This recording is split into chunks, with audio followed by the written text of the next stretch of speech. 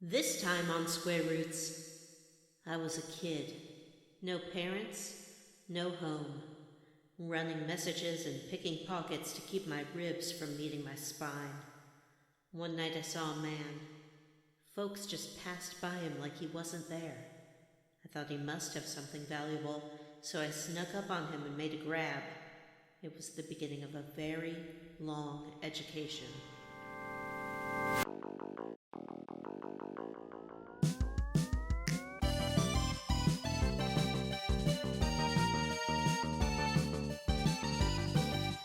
Hey everyone, and welcome to Square Roots, the classic RPG podcast. My name is Jim Banks. I'm joined by Matthew Van Zant. Hello, Jim. Hello, Jim's friends. Hello, listeners. Johnny Thief Brandon? Okay. I don't remember the names of any characters. Johnny Keeper Brandon. Johnny Hammerite Brandon. Yeah, call me the Hammer. And Vanessa. I'm Vanessa. And this is a Johnny podcast loves where we religious play and talk fundamentalists. about your favorite classic RPGs one chunker at a time. And this We is are our playing first episode in our Thief. series on Thief, Matt's secret game. Matt's secret game. I can see why you kept it a secret, because I probably would have complained about it for a long time. Well, I was also back and forth between this or System Shock 2. And it was a snap decision to do man. this. Yeah, I figured you would all want to play System Shock 2 more, so I chose Thief. Although, I will say this, Matt. I will say this. I think Pokemon, especially like the later Pokemons, have more story than this game. Well, we're not very far into this game. I'm just saying that. There's a plot. Certainly a bit of Yeah, plot. there's a Also, plot in Pokemon games. There's characters and places you go and situations. Something I learned today while writing the notes for this episode, which maybe you knew, the harder difficulties don't just have like a little extra stuff; they have a shitload of extra stuff. I changed when I was like looking at what Mission 4 was after I finished the chunker, and I was like, I wonder what happens if I change the difficulty, and it added like 3 more objectives, and I was like, no way. Oh, it's like You had asked GoldenEye. You had asked me, like, don't I need to save Basso? And I was like, I didn't. And then I realized today that's because that's only on the harder difficulty. Oh, yeah, in the harder difficulty, you have to find him and carry him out. Yeah. So the plot that we're going to cover is going to be a little thinner because we are not playing it on the harder difficulties. You don't know am. my life. Yeah. Okay, well, I don't. You're right. I'm I don't know. I'm not playing on harder difficulty. I'm Vanessa? joking. Vanessa? I'm experiencing it on harder Yeah, difficulty. Let's not lie to our listeners. Don't tell a lie. Before we dive into our sweet Thief coverage, has anybody got any hot gaming news? I do. Matt Y'all does. hear that Genshin Impact has settled with, I think, the FTC? Genshin Maybe it's Impact? Europe. Genshin Impact? I don't know. I don't fucking Genshin. play it. Genshin. The hard like G. it, yeah. Hard G. Okay, nerds. For $20 million because they were For selling 20? loot boxes to children. Ooh. Oh. Yeah, This is a pretty big thing, and it's a cool. big deal, and everyone's talking about it. Like those Counter-Strike crate casinos that children are hooked on. Mm-hmm. And they're sort of Counter-Strike run has by, a like, shady huge gambling people. economy. Yeah. There's some shady Like, shaders running those things. People pay like tens of thousands of dollars for skins in that game. It's crazy. Can't imagine why anybody would do that. I can't believe I was like 100% positive, Matt, that you were gonna lead with the Switch 2 Yeah. announcement. And instead, you Admire opened it. with the Genshin Impact settlement. Yeah. Well, I think that's The biggest news in gaming, and Matt's right. the biggest it news is. in gaming. I forgot about the Switch 2. What do you want from me? Switch 2. Switch 2. Switch 2. Switch 2, teaser trailer dropped. It looks like the a FTC. Switch. It was the It's FTC. slightly bigger. It has a little prop thing that you can stick up and down to prop up your Switch. Well, I mean, It a has- better one. It has a better one. A Because, better one. Yeah. The original had Joy-Cons don't slide in anymore. They snap in. Yeah. Yeah, good. people are concerned that that little sticky out bit could be a big point of breakage, though. Yeah, we'll see. Word on the street is that it has the power, like an equivalent power to a PS4. I heard PS4 which Pro. I think is PS4 Pro. I just heard PS4, but you could be right. Which I think is fine. And also, I'm kind of excited to see what like a Zelda looks like with PS4 style graphics. I think that could look pretty cool. I don't know that they're ever going to do like a realistic Zelda again. I don't, not I don't think realistic. they need to. Nobody's asking for They that. they could, No. but they could make it more. Like I Jim, bet there they're was gonna a time. continue. There was a time that people were very much asking for that, demanding it. That's And what when Twilight people got Princess, that, they and would they were fucking like, hate it. This is If a people nightmare. got it, We they would hate you. it. We did. It was Twilight Princess. It wasn't Yeah. very good. Yeah, Yeah, that game wasn't very good. really? I I heard it was okay. Zelda. It is. Listen, I want a it bad to be Zelda, a bad Zelda game for the most part. There are a couple of stinkers, obviously, but for the most part, a bad Zelda game is still a pretty fucking good game. Yeah, Yeah. I have the You know, Wii U who- version. Who would play Link in an FMV Zelda game? Like, Timothy maybe like Chalamet. That's exactly what I was Yeah. gonna say. If Was that's old not- Timmy Chalamet? If that's not back up, old Tom Holland. Oh, yeah. Old Tommy Holly. Yeah, old Spider Boy. He's got the look, I think. Neither of them are blonde enough, though. Yeah, I know. You need more of like more elfish features, I think. Got to go back in time and get Jonathan Brandis. That's all I'm saying. I feel like we didn't get into the Switch 2 enough. Is there a release date for this yet? No, there's all we know a right now is that there's a direct in April 2nd, and we'll learn more then. I've heard some people say that it might be coming in May, but we don't know for sure. I think Is this a it's day one coming in purchase for you guys? June. Yeah, Is this a day one I purchase think for so. you guys? I think Yeah. so. If I I can don't get it. really get excited about hardware. I get excited about software. So until they are like, and Animal Crossing 2 will be available day one, that would get me on board. But Yeah, I'd say the only thing we've seen so far is that they showed a little bit of a new Mario Kart in that preview, but even that, barely anything was shown. So it's like the same Mario Kart that they'll have for like the next 10, 12 years or whatever. Well, no, like, so a new one. 8 years. Well, yeah, Oh, yes, but like, yeah. I'm saying like Mario Kart Yeah. 8 was Mario Kart released, 8 what, came like out 8 on or the 9 Wii years U ago? first, so... Oh, did it really? Yeah, it did. So That's we why it's actually never deluxe. got a new Mario Kart for a brand new Mario Kart for the Switch. I'm not a big fan Yeah. of that series anyway. I don't really care. I buy them. I play them with the kids and my friends sometimes. It's not. That's not my they're deal. fun to just pick up and waste like a half hour on. I'm not Yeah. good at them, for sure. Yeah. Me either. I suck at them. I'm I very know much my hoping kids that are there'll be a. friends, so there's really nothing for me to do with them. Vanessa's already said what her wish is. Obviously, Animal Crossing 2. Does anybody else have any hopes for games that may come out? Jim, I know you're not a big Nintendo guy. Yeah, but it would be great. John, what's the name of that like Twin Peaks-esque series that's really weird that's on Deadly the Switch? Premonition? If they made a new Deadly Premonition game, I'd pick up the Switch 2 on day. Actually, you know what? Since it's backwards compatible, I bet the game will run better on this. Oh, so that's right. that'll It does be run like shit. Yeah, I did buy it on the Switch, and I played a few hours of it, and it didn't run very well. I think I have it on So PC. that is Oh, it's on the PC too? that is the big Sorry. news. That Wow, the one Matt. kind of big thing that they announced. You didn't ask me was, what I uh, want. Well, Jim it is interrupted me. I didn't get to say what I wanted. Backwards He doesn't compatible. I'm just kind of going off of what you just said, though. So conversations go. It's backwards compatible. Backwards Yeah. compatible. That's exciting. Johnny, what game are you excited about? Well, What would you be excited for them to announce, rather?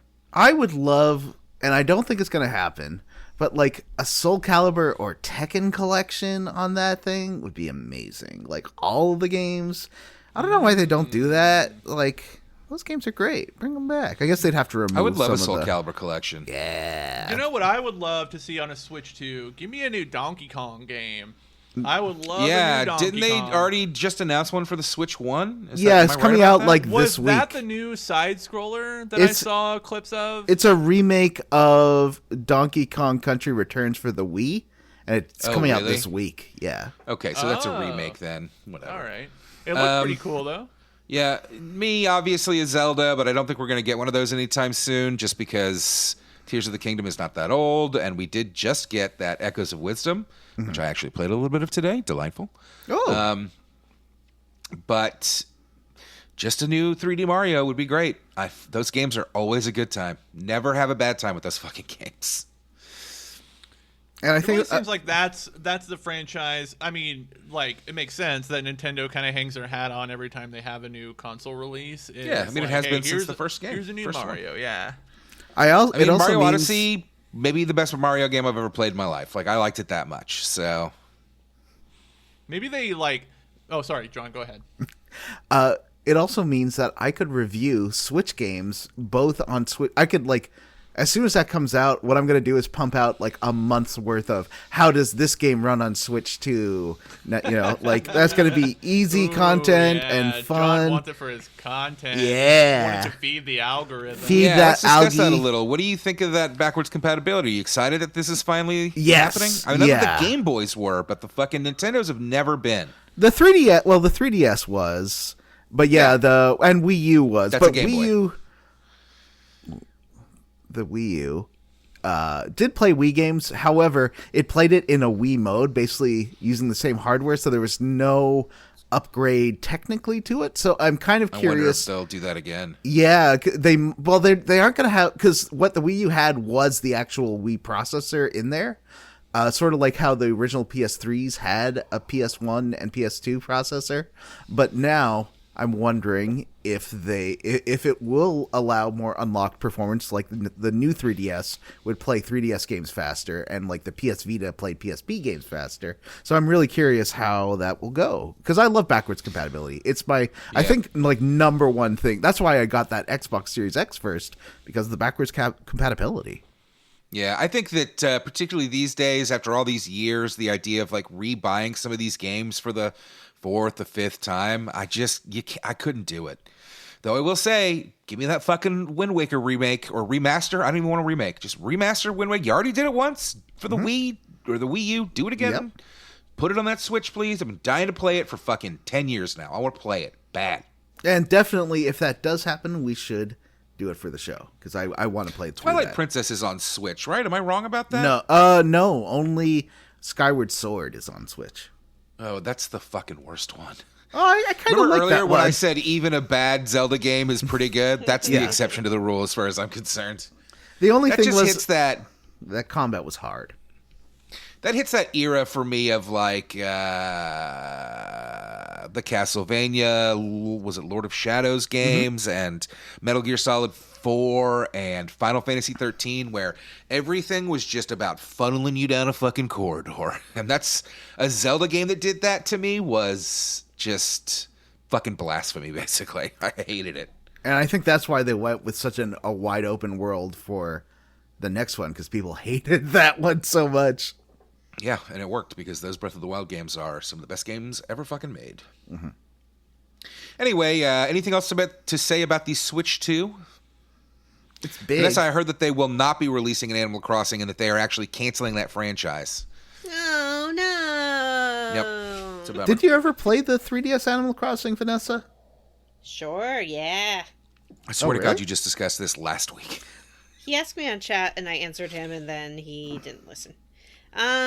Yes, I did, but I didn't really get into it because I think not enough of my friends at the time were playing the social aspect of that game. Oh, okay. And then for you, that's the big thing with them. Yeah. I used it for in lockdown. It was my my party tool. Had all my holiday parties on there, things like that. That was my should I get Vanessa that as a birthday gift question. But you answered the wrong way, so I cannot. Oh, yeah. No, I don't need that software. You can get me Switch 2 if you want. No, thank you. Oh, okay. I have a piece of hot gaming news. Go ahead. Elon Musk attempted to prove to the world that he was actually one of the best Path of Exile 2 players in the world, and proceeded to embarrass himself in front of tens of thousands of people in a live stream, and has since gotten clowned on by a bunch of streamers to the point where he violated the terms of service of his own platform by leaking DMs between him and a certain streamer after the streamer criticized him for faking gameplay. If you ever needed evidence that money will not make you happy or cool, you need look no further than Elon Musk, who is the most, like, unhappy, bitter, uncool person I can imagine. Yeah, what a fucking loser. Okay, but we should be able to have a little bit of money, right? Yeah. I'm just saying that it's not, like, a metric. And I think people often use it as a metric of, like, because I have this, that means I'm something else. It's like, no, money doesn't mean anything except that you have some money. I have lots of money. It's like a very, what's it like? Wow, Jim, way to brag. Attitude. No, like, it's kind of a Calvinist attitude where, like, I have lots of money because God wants me to, because I'm a good person. Yeah, it's prosperity gospel. Yep. Yeah. And, like, it's just so gross. And, like, a lot of people, I think, just, like, don't even realize that they think that way, but they're like, oh, that person has a ton of money, so they must have worked super hard and have the best work ethic and, like, be just the best person ever. And it seems like anybody you meet that has a ton of money has a massive superiority complex. Well, Yeah, I think that it sort of develops actually as a way of justifying to yourself having so much more than other people. It's like that study they did where they, like, had people play Monopoly, and some people started out with more money and would inevitably win, and then they asked them, like, is it fair that you won? And they would be like, yeah, it's totally fair. Yeah, or there's that experiment that a sociologist did where he people would roll dice, and whatever number it landed on, that's the amount of money that they would get. But they self-reported their dice rolls. And so when they said that people were keeping money for themselves, or they got to keep the money, they cheated less. But when they said their money was going to charity, they actually cheated more, because they told themselves, oh yeah, I'm doing this for charity. Or said that they would have to donate it to charity. So yeah, people are liars. John, I think that if you enough money to meet, like, having a house and having food will make you happier, but it's the excess beyond actually making sure you're safe and comfortable that doesn't make you happy. Yeah, when I was in safe, college, comfortable, and able to this. afford a Switch 2. Yeah, exactly. Yeah, we did a thing about this when I remember when I was in college, and this is like 2009.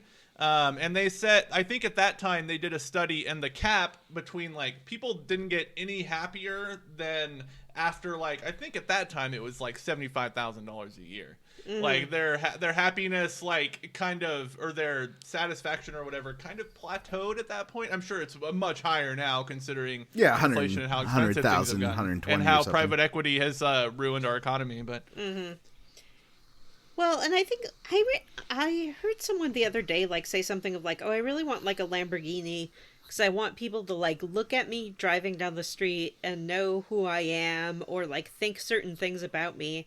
And I was like, you can't control what other people are going to think about you no matter what you have. And also, people don't think about other people that much. It's like people really don't go around thinking, like, oh, he has, like, a Gucci bag, he must be so fancy, unless they're, like, shallow and you don't want them to think about you anyway. What I've noticed is the car that most people interacted with positively was the Beetle convertible, because they could, like, say, oh, your car is awesome, I wish I had that, like, a lot. And that car, because it's, like, not expensive. No. But it really, I mean, it depends on where you are. I think in South Korea they did this experiment where they had, like, a luxury car drive around, and Kia drive around and do things like wait to move after the light turned and things, and people would wait, like, 5 seconds to honk at the luxury car, but with the Kia they would be, like, on their horn immediately honking at it. So that's interesting. Yeah, like I think those, like, most luxury vehicles, I think, and why, like, I don't think I'll ever own one, is, like, there's such a ostentatious display of wealth to the point that it's embarrassing. Yeah. Like, it just depends on, like, what what you value and what makes you happy, and I shouldn't, be up on my high horse because, like, I really like getting good service. Like, I will pay a little bit extra for a fancy place just because I really like good wait staff and things like that. So do like, I. Yeah, me too. It's the best. That's why I went to a Hooters yesterday. Yeah, those girls are so nice. They're so nice. She there, was and into they're so Jim. Sincere.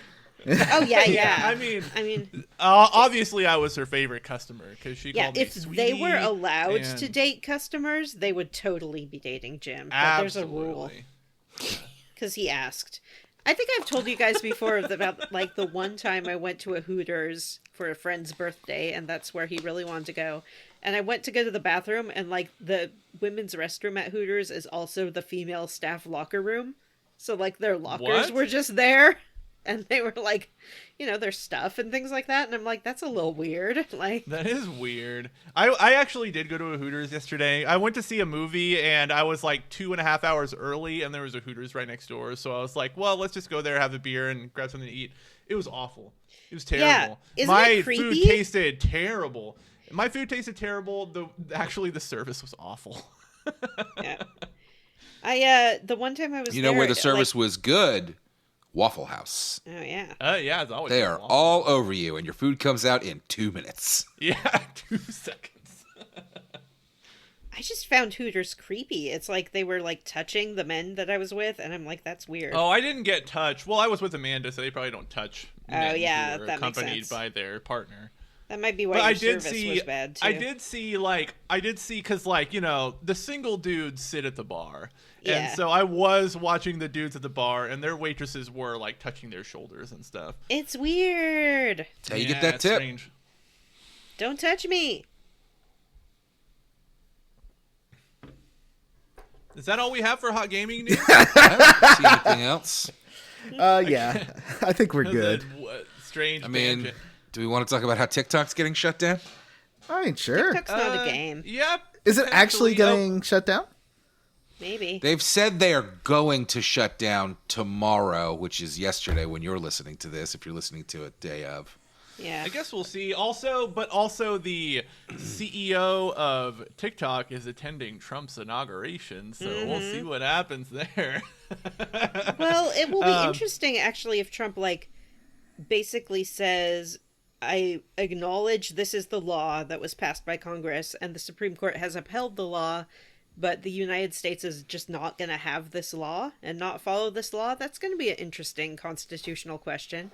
Like, Yeah, can the that is president No, it's not. unilaterally decide that certain laws just don't exist anymore? They can when their name is Donald Trump. Yep. This is I guess what we just the don't American even have a separation people of powers want. anymore. Trump just dictates everything. That's what Yeah. it's all about. You It's know, like he's the dictator. as long as Yeah. as long as TikTok buys enough of his dump coin or whatever the fuck it's called. Dictating guy? Yeah, I hope you all bought your He'll- dump coin. Yeah. As long as TikTok buys enough dump coin, I'm sure that he'll decide that the law doesn't matter in this case and they can stay open. And Oh, yeah, that's speaking of it, most of what those meme coins, the just a way to American launder money. people want. I do have another piece of hot gaming news, actually. Sony has canceled almost definitely, in the wake of Concord's big, giant, embarrassing, humiliating crash, canceled 2 more live service games Ooh. this week. And Which one ones? of them reportedly was a God of War live service game. Ooh. Nobody You're wants really that. mad about what? it. Weird. I don't know about the other one. I don't want a God of War live service. No. One of the reasons I love those God of War games is because they're super tight, fun, single-player adventure games. There was And, that like, Ascension one that was, what, 4 players? Was Ascension multiplayer? Yeah, I know it was definitely multiplayer. Oh, I didn't know that. But like, I think there's a difference between multiplayer and live service. Right, for sure. Yeah. But yeah, I don't think I mean, good on them, because I don't think anybody wants that shit anymore. Like, I've been playing that Marvel Rivals? No, the Justice what's League the kill DC the one? Suicide Squad. Infinity yeah, Nikki. Justice League, the Suicide Kill the Squad, Justice League Kill the game. Justice League. It's not good Yeah, that's not a at shocker. all. It feels like playing Fortnite. Wow, so you're telling me if you take a developer who's known for making like single player games and then tell them like go make some live service shit, they maybe aren't very good at it? Yeah, That's it's gonna shocking be to me. shit. But also, yeah, why not just make another Arkham game, man? Those are great. But yeah, so that happened, and I think it's a positive indicator that maybe they're moving away from live service. Who knows? Sony makes a lot of really terrible decisions when it comes to developing games, so we'll see what happens. Both Sony and Microsoft both. So we'll see what happens, but at least we're gonna avoid, at least for Sony's sake, they're avoiding more huge, embarrassing market failures. So For now. yeah, for I think Microsoft has been not. They haven't really done any live service games in a while, right? Like, I guess like State of Decay 3 is sort of it's going to be like it's a multiplayer roguelike-y survival game, like so it's a 3-player game, but you can play. I feel like survival games are a little bit different. Yeah, because survival games do really well. People love survival games. So like I feel like a smaller scale live service survival game, those games usually have legs for years. Like people are still playing State of Decay 2. Yeah. Like those games always get really big player bases. So, but yeah, I think is that it for hot gaming news? Are we done? Yeah. Matt, will you shepherd us through some thief talk? He's not going to do it. He's not going to do it until he does the plugs. Every week, no. there's a I have to. Right. He's not We going to do it until he does the plugs. And I have to do the mission logs, and I ain't plugging shit. Plug away. All right, I'm working on an edit for my Leisure Suit Larry video. I'm very excited about it. I think it's coming together great. I don't think it's a queer gaming history one, so it's going to get like 1/10 of the views of my other ones. Like I think the first one I did got like 80 views or something, but I don't care. They're my favorites. It's for me. It's not for you. I'm doing these for me. And if you like them, that's great. But yeah, playing through I think I talked about before how last week about how it was kind of a bummer when I just got to some really shitty stuff. I definitely have come back around a little bit. I was just feeling down about how bad that stuff was. And I think, and that was, I wrote the rest of the script that night. So you will hear my thoughts on how bummed I was about it. But playing all those old Sierra games again has been great. Like the art, I think Gabriel Knight 1 has the best art of that era of Sierra games. Like the backgrounds and paintings and stuff are beautiful. It's got a really good art style to it. And of course, it's got Tim Curry as a Southern man and Mark Hamill as a grizzled detective. And what's her name? Leia. What's her name? No, the one who was. Thompson? No, the one who was in Scientology. Remini. Oh yeah. Oh, Leah Remini. Yeah, she plays. I like her. She's pretty. Yeah. Pretty cool. It's a different actor for Gabriel Knight 2 because that's live action. Leah Remini was in a Gabriel Knight game? When was that released? 93?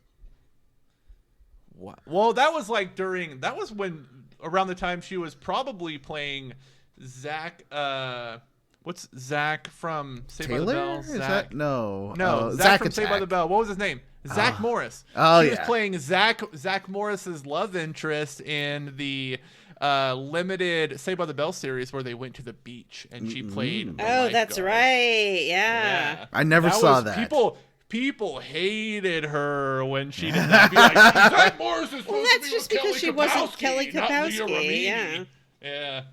But I watched. You know what? I've seen a lot of Saved by the Bell, and that's one of my favorite. That's one of my favorite little field trip limited series. Is when she shows up as his love interest. I like those episodes. I made a nice little montage of some of the goriest deaths in Sierra games too, and that was really great. Ooh, there are some gnarly. I mean, of course, I did include Phantasmagoria, but I cut to. I guess Jim, you were maybe too young for this commercial. There's this commercial in the 80s where it was like Matt must have had this toy. It was a toy where you put like plasticine skin onto a monster, and then it had this vat that you could dip the monster into, and its skin would boil off, and it was just a skeleton. Ew. And in the commercial, it was like, too gross, too yucky. So I cut to that when her face was getting ripped off in Phantasmagoria. Oh, man. I went to get a bottle of water, and I came back to see that the plugs are going incredibly well. Well, I'm talking about my video. Also, Matt, I haven't seen the stream this week, but Matt and Jim are streaming Kingdom Hearts 2 every Wednesday. Well, That was on Bears and Games Neo. I didn't mention that. Go see my channel. It'll be out this week, I think. But not this Wednesday because Jim's going to be out of town. Out of town for worky. And Johnny Which means I get is to working. stream. Ooh, is it going to be another princess stream? I think so. Princess or Alan Wake 2. Those are your options. Yeah. The next game after Kingdom Hearts 2 is going to be Snatcher. I don't know what that is. Sounds like a porno. You're going to love it, Matt and Jim. You're going to love it. And then after that, I assume it'll be Kingdom Hearts 3. I figure that's what. Ooh. It's a work in progress. Snatcher seems to be a Sega CD game. Yeah. It's really good, Matt. Like, it is genuinely one of my favorite games ever. Cool. I haven't played it in 30 years, so let's see how it holds up. Yeah, why don't you wait and make that statement until after you replay it? All right. So you can check that out at the Square Roots YouTube channel. You got to search that up because we don't know how to link things. And those are our plugs. Now it's time for the mission log.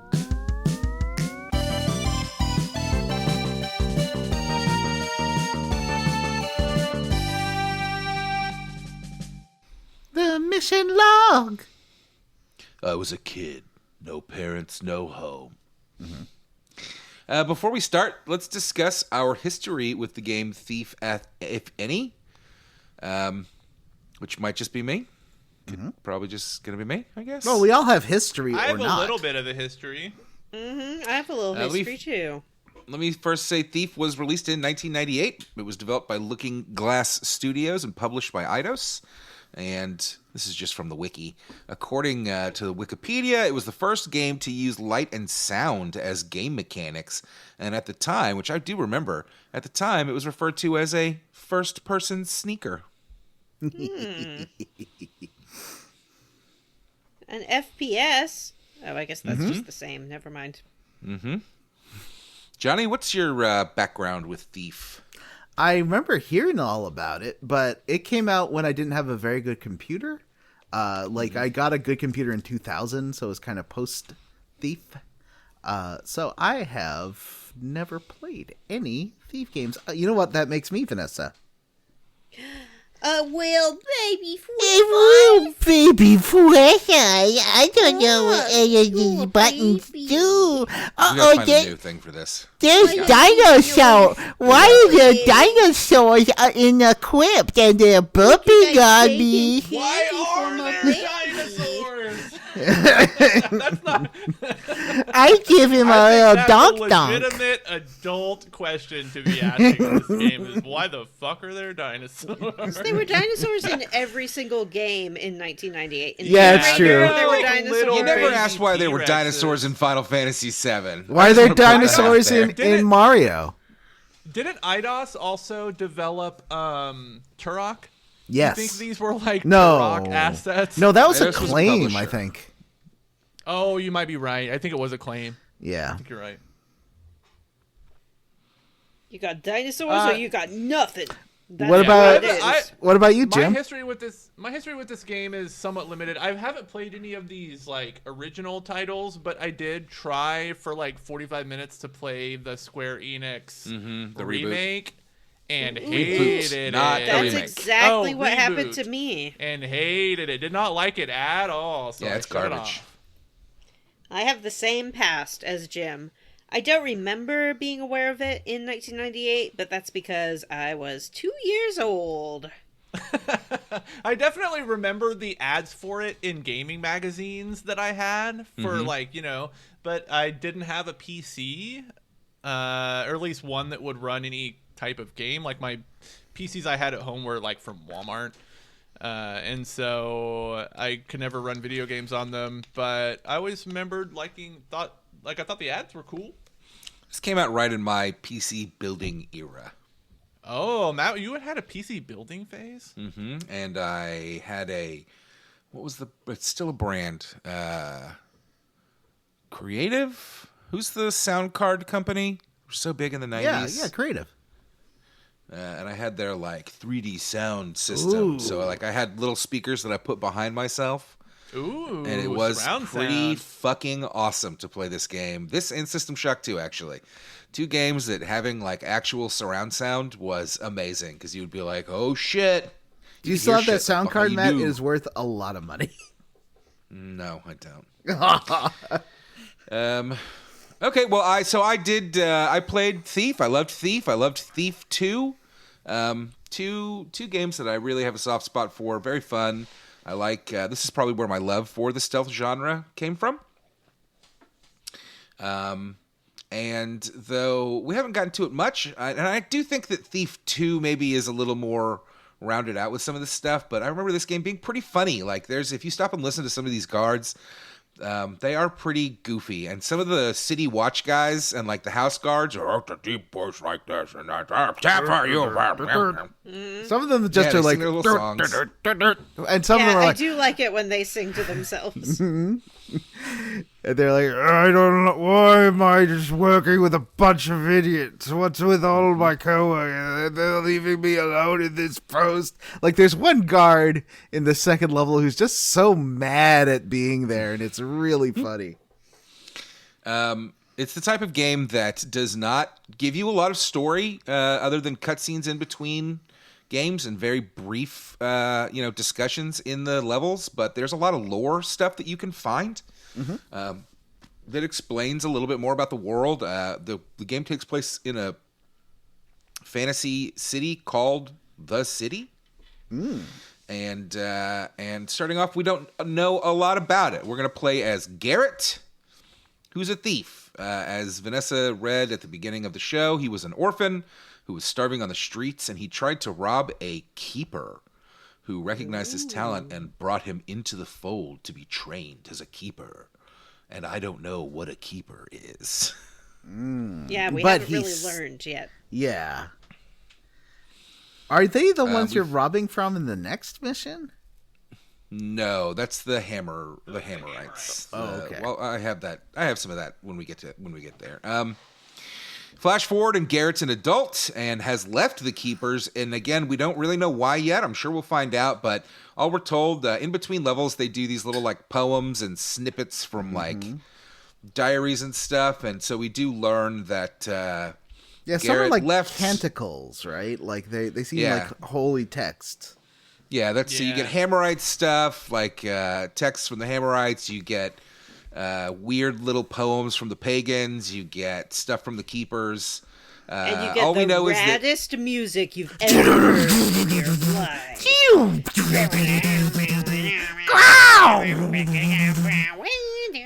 yeah, it was pretty rad. I liked it a lot. It was the 90s, man. That's what Yeah. gamers craved. I still crave it. It's That was, like it reminds me a lot of like the Seven, that horrible movie Seven's opening credits. It reminds me a lot of I love Nine Inch Nails. I don't like the video for Closer. It's a piece of shit. It reminds me a lot of the way that Closer was edited. That is the most edgelordy video that's ever been made. I think Yeah. it was the Closer video. But Anyway, I all we hate know- these. I hate these cutscenes, Matt. I hate them so much. I think they get better. I think the very first one is bad, but then I started to feel like the cutscenes in between, like levels 2 and 3 and 3 and 4, were really just like, here's a little picture, here's some discussion, here's a little. Like they're not that bad, but the first one is rough. It is rough. I skipped the second one because the first one was so bad. But I don't think they're as bad as that one. I think that one is rough. I did the training mission, which does give you at least some idea of what the Keepers are like. Like they're sort of, it's a lot like the Half-Life 1 opening mission, where it's just sort of teaching you controls and how the light mechanics and stuff work, which work really well. It reminds me a bit of Splinter Cell stole this pretty much, like including the light meter, Yes. almost exactly. However, one thing in Splinter Cell that always annoyed me is, even when you're in total darkness, people can see you a lot of the time. But in this one, unless they're groping in the darkness, they cannot see you. They And can't that's pretty see you. cool. I like that a lot, actually. And it's Yeah. one of the things that I think Dishonored does it too, actually, with the little eye, right? I don't like that if I'm hidden, motherfucker, I should be hidden. Yeah. That's one of the things I love the Splinter Cell games. That was one of the things that I kind of hated about them is that it was hard to hide in those things. Yeah. Anyway, all we know is that Garrett has left the Keeper organization because he was angry about something. We don't know what. And now he's just scraping by as a thief in the city. So mission 1 is called Lord Bafford's Manor, and Garrett plans are we to not going break... to talk about the cool training mission? A little bit. But we didn't. So what do you have? I just said that there's some, like, it's them sort of treating you as a disciple, and I did like how every time you finish a challenge, the guy who was hired to look for you says, like, good work. I did not see you. Except sometimes they did not detect you. Sometimes they do sound like the developer, like being like, good work. I didn't see, like, they have the kind of, one guy has like a surfery accent. I didn't see you there, man. That was a great job. I definitely think that some of the developers are the voice actors in this game, which I think was pretty normal. That was my impression, especially in the training mission, because it seems like every time you hear someone talk that's not the main character, with the exception of some of the guards in this junker, it sounds like just a dude. Yeah. So what was, did you have anything to glean from the training mission, Vanessa? I really wanted to look at the face of the guy who was, like, waiting to judge you, and I couldn't. And I don't know if that's because I was having trouble with the controls, but it seemed like anytime I tried to, like, get in front of him to see his face, he would turn away. Oh. Very powerful, very mysterious. All right. So mission 1, Lord Bafford's Manor. Garrett plans to break into this mansion, the mansion of Lord Bafford, and steal his priceless trinket. Which, speaking of, I do agree that a lot of the voices in this game are pretty rough. I love Garrett's voice. I think he's great. He's fantastic. Yeah, he's all right. He's not bad. I think my big note for this chunker is I need more intra-mission Garrett dialogue. When he pops up and, like, in the third mission, when he says, like, music being piped into tubes, that's neat. I want more of his commentary on what we're doing. If you explore, like, oftentimes for, like, little hidden rooms and stuff, he'll have something to say about them. Yeah, I like that. Like, quite a bit in the second and third level. I found him commenting quite a lot on like rooms. Glad I'm not afraid of heights. Yeah, exactly. And like, it would have been cool. Yeah, I remember. So that I guess one. this is where the tithe money goes. Oh yeah, I remember that one too. I remember it would be cool if he's like, "Why are there fucking dinosaurs down?" They're not dinosaurs. They're burricks. I did find that diary. So one thing I will say, listeners, if you're going to play along with us, I would recommend switching. You can load configs for controls. Load the Unreal config, because that was that's what became the gold standard for controls. It still doesn't have like interact as E and a couple of things that you find in games now, but at least like WASD strafes instead of looking left and right, and it feels more natural to play that way. Yeah, that was the only thing. I didn't do that. I just went in and changed some of the controls, but the only ones I really found I needed to change were changing A and D to strafe left and strafe right. Everything else was fine. Q and E for leaning, and F for crouching, and space for jumping is all fine. I didn't see an in-game way to remap your key bindings. You have to go into the file or something like that? No. There's a control menu. Controls menu. Okay. I just didn't see it, I guess. Change it all up. But yes, it's unplayable without strafe. I don't know why that was ever. I don't know who thought that was. Well, they were idea. still figuring things out. I did the first mission without it, and it was like probably a little more frustrating than necessary, but it was fine. Yeah, and it I does find have that you actually kind of move a little faster if you're strafing than you do if you. It's just funny. It also has the. I don't know. Actually, this is a good question for Matt. It has the Q and E peak. Are you, like in Dishonored, invisible when you're peeking around a corner? Oh, yes. Good. Yeah. You can really game that too. You can peek and hold your blackjack up and like basically be an inch away from their face with them not able to see you and just pop them right in the nose. It's pretty good. Give them le donk donk. I kept saying that as I was playing. Oh, I'm just gonna give him a little donk donk, I fucking love the blackjack. That's so the starting weapons in the game. Well, we haven't gotten there yet. So we're here to steal this scepter. It's a scepter, silver scepter studded with jewels. And we learn that Lord Bradford is out of town, and along with the captain of his guard. So Garrett says to himself, the time is ripe for a bit of burglary. And his fence, Cuddy, has given him some information on a back way into the manor through a well that only has one guard, because the front entrance is fucking loaded with guards. This is a lie. This is a fucking lie, and I was so mad at Cuddy and the game and Looking Glass Studios because There's one guard at the well, and there's another guard that patrols the streets. Exactly, and he meets up with the guard at the well a lot. They just chat, and then he leaves, Yeah, I'm just saying there's two fucking guards, you asshole. Yeah. Isn't one of them drunk off his ass? Yes, though? yeah. The one who's standing guard is... Yeah, he'll stop to pee. Does he stop to pee or does he stop to puke? On his track. I think he stops to pee. He stops to get blackjacked in the head. Yeah. What is a blackjack, by the way? It's like a sock full of quarters, except it's like Yeah. lead or something. Yeah. Oh, okay. Yeah. It's a cloth. It's a cloth thing that you bap someone with. Okay. It's full of. It's probably like 5 pounds, so it really will give you a concussion. That's the idea. Heavy bopper. Yeah. So we start. In the streets near the front entrance. Did it take anybody else a minute to figure out this map? Because boy, No. old Okay. school. Thing I love about this game, and it's probably going to be my. I'm sort of giving away my roundly 4. I love that the map isn't exactly right, and I think that's such a great idea because that you get it secondhand. Yeah. And it just means like it's sort of correct, but not entirely correct. And I love that. The only thing that confused me is that it'll highlight like the area you're in blue, and I didn't realize that at first. So I was like, where am I? What's happening?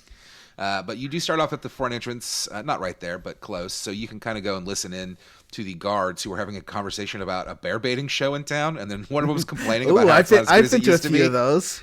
That's not what they meant. They call each other Taffer a lot, which I really like. I don't know why. Taffer has been stuck in my head for 20 fucking years. Taffer.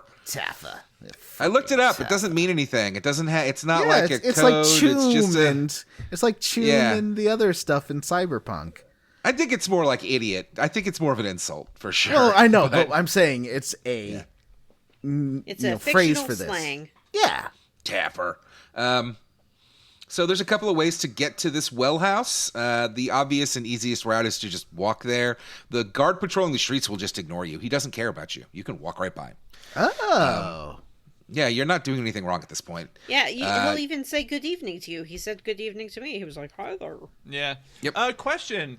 I know the game is obviously wanting you to go to the well. Can you just burst your way in through the front if you want to?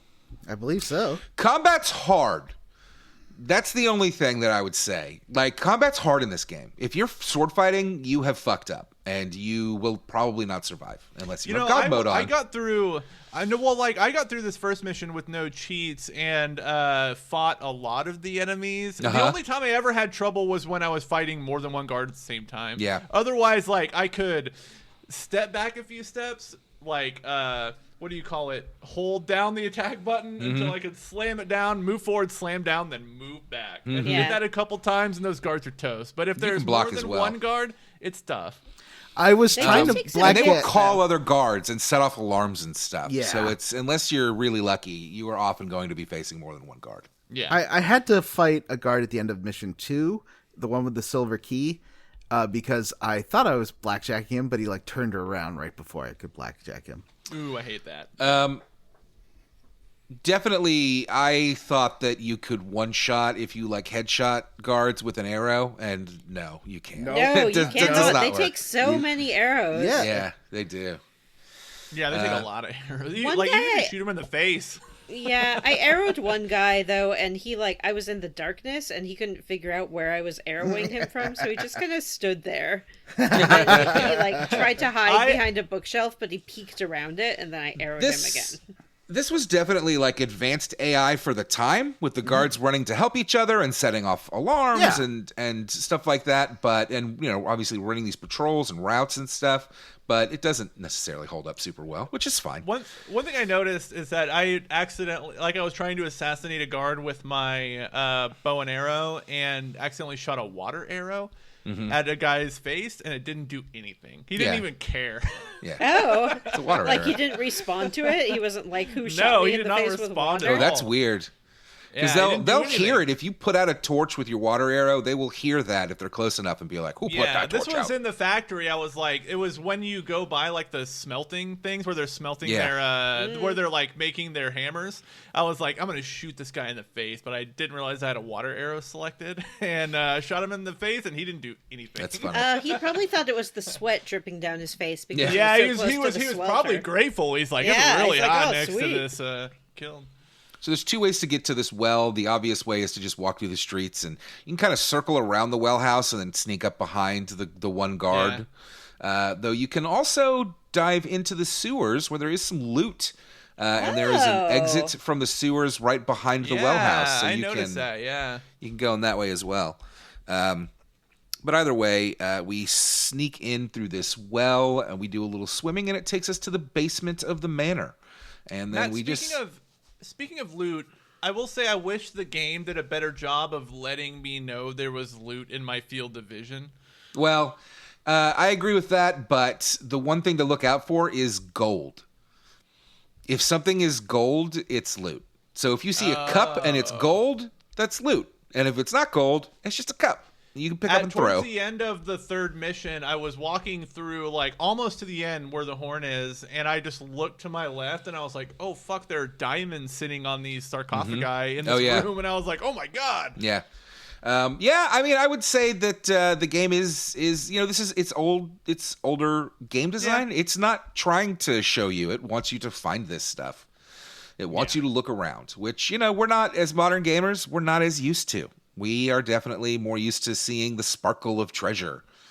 This is an interesting, way, like, playing these old games in the context of like modern game design is interesting because, like, I think one thing that trips me up about these levels is that these buildings don't function like buildings in the real world. They're built like video game levels. Yes. And so, like, a lot of, like, in modern games, you go to explore a building, you generally know where things are. Like, here, this is where this hallway's probably leading to. In this one, who fucking knows? It's just whatever the game designers decided to build. It's not gonna be like a real palace. I think I said this to you in the chat, but I think that this game gives the impression that these levels are like really big. Like you start off and you're like on a city street and you see buildings around you and the road goes in two different directions and there's a sewer you can go into and it feels like it's really fucking big.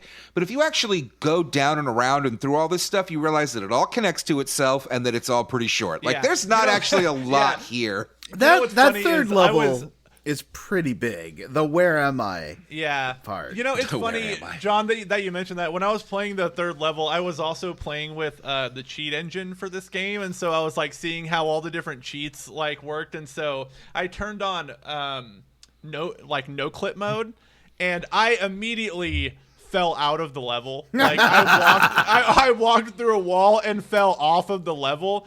And I looked up and I could see the entire level, and it actually looked pretty small. Yeah, I'm telling you, they're a lot smaller. Even that where am I part, like I got a little lost there. I circled around a few times, and once I did that, I was like, oh, this is like 4 tunnels. That's it. It feels a lot big. I think they do a great job giving you the impression that it's huge, when in reality it's some tunnels and a few small rooms. I honestly think the thing that makes, especially that third mission we haven't gotten there yet, so confusing is because all the textures are the same. Yeah, in some spots, and so, for sure. like, in those samey textures make just you tunnels. feel like you're just going in a fucking circle. Yeah. All right. Anyway, let's talk about the first mission. So we get into the basement, and basically all we have to do here is sneak our way up to the top floor to find the scepter, avoiding the guards along the way. There's a ton of loot lying around. As John, I don't know if you caught this. I just said to Jim, often if you haven't noticed this yet, what you're looking for with loot is if something is gold, it's loot. So if you see a gold plate next to a bunch of brown plates, that's loot. I did get confused. There were like the blue vases. I picked those up a few times. And I did accidentally ended up, throw throwing them. Yeah, a bowl me too. in the end of the second level, and every person in the whole area just was investigating that bowl. I mean, but it's a great way to distract them too. Throw the bowl off to the left and then go right. It works. Yeah. There is the one thing that I found very strange in this manner is that there is a courtyard with a pool, and there are like 2 balconies overlooking the pool. Did anybody jump in? There's no reason to or not to. I didn't want to make a splash. I had already taken out the guards around that. So. I also will say that one of my gameplay tips for this game, though I think I said this about Dishonored too, is go ahead and save your game and then just run around and let them chase you. They're all slow. They're not going to catch you. Let them chase you. Give yourself a good feel for the area. You know what I mean? Mm-hmm. And then reload that save and like, now I'm a sneaky boy. That's how I do it. I mean, that for the third level's big zombie vault area, I did just let them like all run like a Benny Hill gang chasing me. That was pretty amazing. The same thing. Yakety Sax did play. Anyway, I just thought this pool was weird. I don't know. I guess it was outdoors, so I guess it makes sense. But like, it was just in this tiny little courtyard. There weren't chairs. There was nothing. Just a fucking little pool. There's a bathtub too, though. Did you find that? I don't think I did. It's it's. Oh, sorry. Go ahead. It's in the house somewhere, and it's just like basically a pool, but it's just tiny and kind of bathtub shaped. Weird. What's funny? And I think it gets better, especially in the second level. But in this first level, there's really no like. One thing that you see a lot of nowadays is like environmental storytelling. Like this is just a level. Yeah. Like they just built a level. They do a better job with it when it comes to the Hammerite stuff. Yeah. They start dropping lore and stuff. You can find a few things.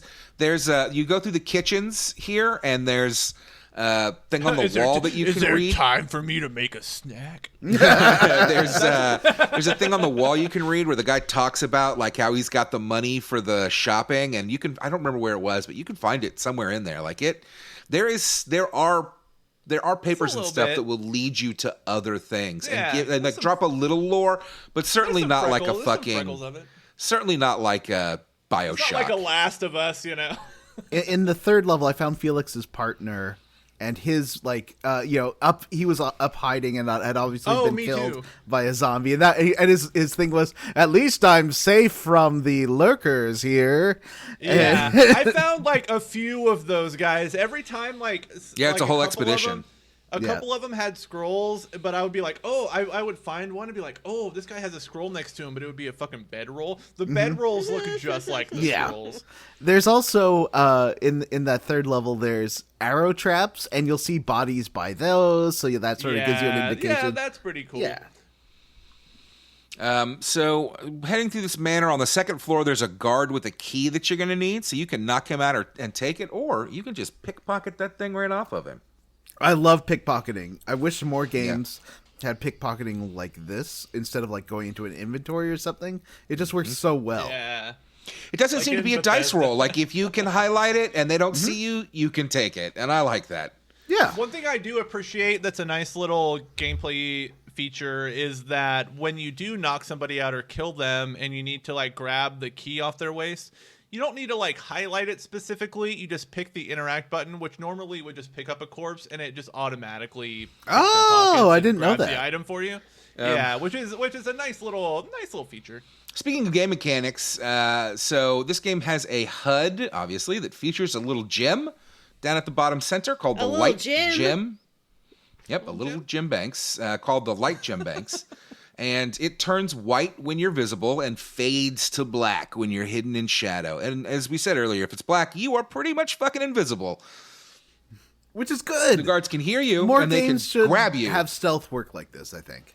It's just fun. Speaking of them hearing you, depending on the surface that you're standing on, you're walking on, your footsteps can give you away. So if you're walking on carpet, you're real quiet.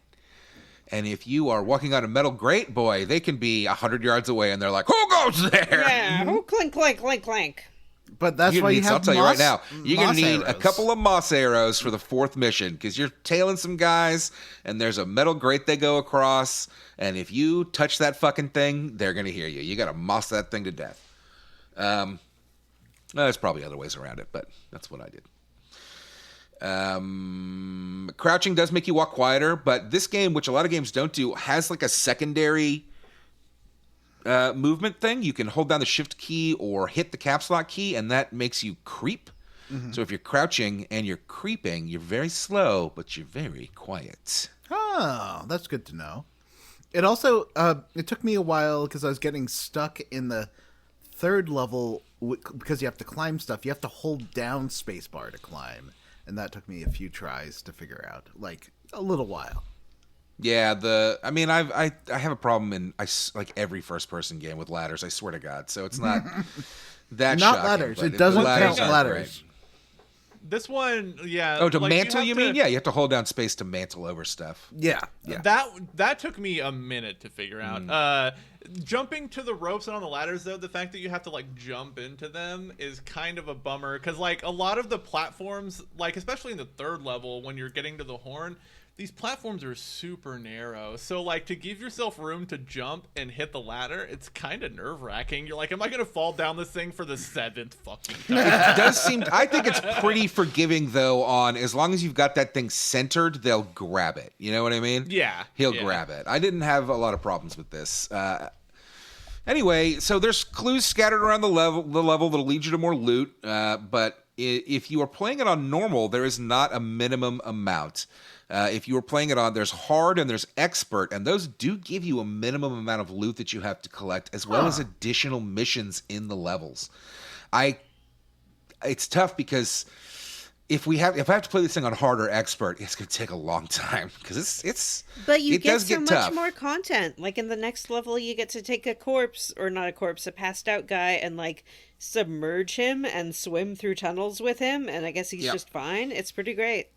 It's also interesting that if you are playing it on normal, when you collect the goal item, it just ends the level. And if you were playing it on anything more than that, you have to find your way out, which is why I was for wondering example, about that. Yeah, in this first level, you can open a secret passage out to the street to make escaping a lot easier, but you don't need it if you're playing on normal. Yeah, I was really surprised in the first level when I grabbed that thing, and then it's like, you did it! And I'm like, but Yeah. I'm still like in this guy's house. Yeah. I was pretty confused because we are all playing Thief Gold, which is the kind of, I don't know, remaster or the extra content version where they did change the missions up a little bit, and they added a couple extra missions. Oh, interesting. So I thought that maybe this was like a Dark Project versus Gold thing, but it's not. It is a difficulty level thing. You also, as we have mentioned, you have a variety of arrows for different situations, which is great. I love the water arrows. Shoot a water arrow at a torch, the torch goes out, which again, for 1998, this was pretty fucking cool. Like you could I extinguish never the remember to light. do that, Matt. I It makes I it guess so much easier to get through by some of these guards. But They'll notice that the light's out. Yeah, but the thing I've been using it was the holy water to explode the zombies. zombies. Cool. I didn't find that holy water fountain in the 2nd level, but I guess we'll get there. There's moss arrows, which just kind of deaden sound on hard surfaces. Later on, you get fire arrows, and I'm sure there's other stuff that I'm forgetting, but you get flash bombs, healing potions. Oh, speed potions, which can make, particularly like the zombie level, the 3rd level. Boy, it's easy to get away from those zombies if you take a speed potion. It really is. It makes getting around actually most of the level way easier, and it makes they're like little. Maybe I was just doing it wrong, but these little platforming sections in the 3rd level, you have to jump from like a tunnel platform over to another tunnel, and then you have to jump from like sides of these round column things to another one, and I found that to be difficult, but also a lot easier once I got my speed up. Some of those, I wonder if I'm thinking of the same thing you are, because some of those spots, there are ladders you can use instead. maybe I just didn't see the ladder. They're just kind of on the wall, and then one of them's inside the middle of the thing, and there's like it's not a secret door. That but one, I like climbed up the side of that thing and then jumped to the middle and then saw the ladder in the middle of it, and I was like, motherfucker. Wait, is that ladder all the way through? No, you have to get, there's a couple of ladders on this. There's a ladder on the side, you get on a platform, and then there's another ladder, and then you get on the next platform up, and then from there you get to the middle ladder. So Okay, you don't actually that's have how to do. Yeah, You that's don't have to do much platforming. a little. You have to do 2 big jumps from ladders to platforms. That was it. Anyway, I will also say the guards will give up searching for you pretty quickly. Yeah. They do, I fucking appreciate. Like, just beat it, dude. He's like, I must They'll have be been like, a rat. we'll find you, and then they'll go back to their patrols. Back to their patrol. I think the only couple of thief comments I got in the first level was when I went to his library. He's like, I wonder if he actually reads any of these things. Yeah. Mm-hmm. So, as John said, we make it to the library on the top floor of the manor, and we grab the scepter. Woo! We did it. You can see I have a wrong note here because I figured something out as I was writing the note. I had to get a key for a door to get in there. It took me a little while to get in there. But again, I love no, this wasn't a pickpocket one, but I do love that pickpocketing. You can pickpocket the key. Oh, or okay. you can I found it though. You can pickpocket a key. I don't know if it's the same one because there's different keys. They don't all work Yeah. on the same stuff, which makes sense. Yeah. I like that they're color coded. Anyway, at least. Yeah. Yeah. So we finish mission 1. Garrett heads to Cuddy's place to fence the scepter. Cuddy is his fence and the guy that gave him the map of the manor and gave him the info on it. But Cuddy isn't there. He's been arrested by the Hammerites. Oh, lame. The Order of the Hammer is a local religious faction with a law enforcement arm in the city. They are not. It's not a theocracy. They're not the only. I guess I was reading a bit about it. There's a baron that runs the city, and there's a city watch. So the guards that you see will be from different factions. That's weird, though. It's weird to have a private organization have arrest powers. It's weird. Yeah, but it's definitely historically accurate. Yeah, that's true. Yeah, look at the Pinkertons. They still operate, Vanessa. Hey, Walmart can Look at the arrest fucking you. church. Technically. That's true. church. Walmart can arrest you. Wait, So really? Garrett decides he needs. In their storekeeper can detain you in their store. They under call suspicion. them loss prevention associates. Right. Yep, they have the right to detain you. Garrett, in need of the money from this job that he just did, decides that he is going to break Cuddy out of this prison. So Cuddy is being held in a mining complex in a flooded quarry. Did I say that right? Quarry. Yeah, quarry. Quarry. Quarry, yeah. A quarry is a question, a quarry is a place. That's a query. Yeah. Oh, yeah. Hey, we don't use that kind of language on this show. Yeah, Jim.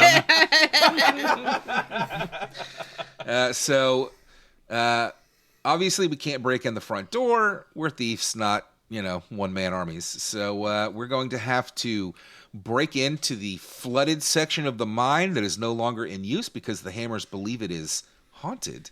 And we will have to work our way up through the mines, through the factory where they are still mining, where they're, that's not haunted, I guess. Into the smelting. jail. When I saw the map for this area, it gives you kind of like an overview, and it's like mines, and then up above it is factory, and then up above it is jail or prison. I was like, this is going to take forever, but the factory and the jail are kind of the same level. Yeah, and like, they're there's really tiny. not a lot. Then they're little. Well, and also the mines are little too. Yeah, the mines, that's another example of when you first get there and you look around, you're like, oh, God, there's tunnels going in every direction, and there's multiple levels, and it's like, this is huge. It is not. A lot of the alternative routes, because, like, obviously there's a direct way to get to where you want to go, but the game has, a lot of the routes split and go other directions. They usually just loop back on themselves. Yes, yeah. So you can just, where to go, which I kind of appreciate. There do seem to be alternate routes to get up. Like you can Yeah, I go found up a that shaft, freight you can go elevator. up the freight There was elevator. an elevator. It's Well, not also at the super bottom of that complex. elevator, there's a weird fucking spider. I saw you Yeah. down there. I I was, didn't go down I there, was though. playing that, and I wanted to message you guys and be like, I did not know there would be spiders in this game. I I thought didn't know of that you there would when be I spiders saw in the it. game. I warned you ahead of time. I Yeah. even told did you about you? a cheat that would remove the fucking spiders.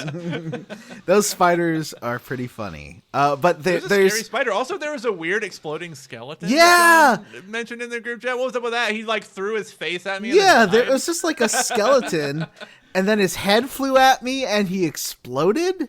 I took a lot of damage Yeah. from that guy. What the? He was know He's what right. was there that. to spook you.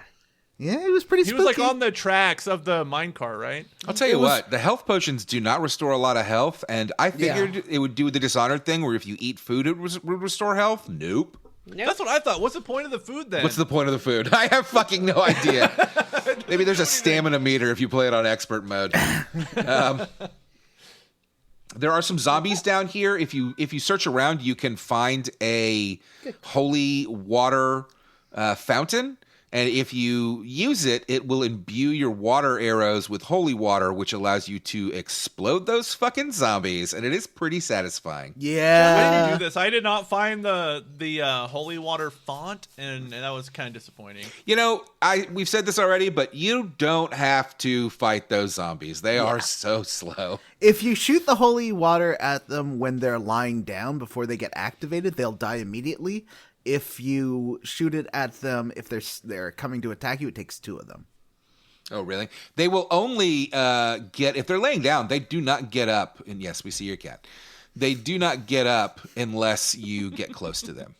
So you can just kind of you can get around these guys pretty easily.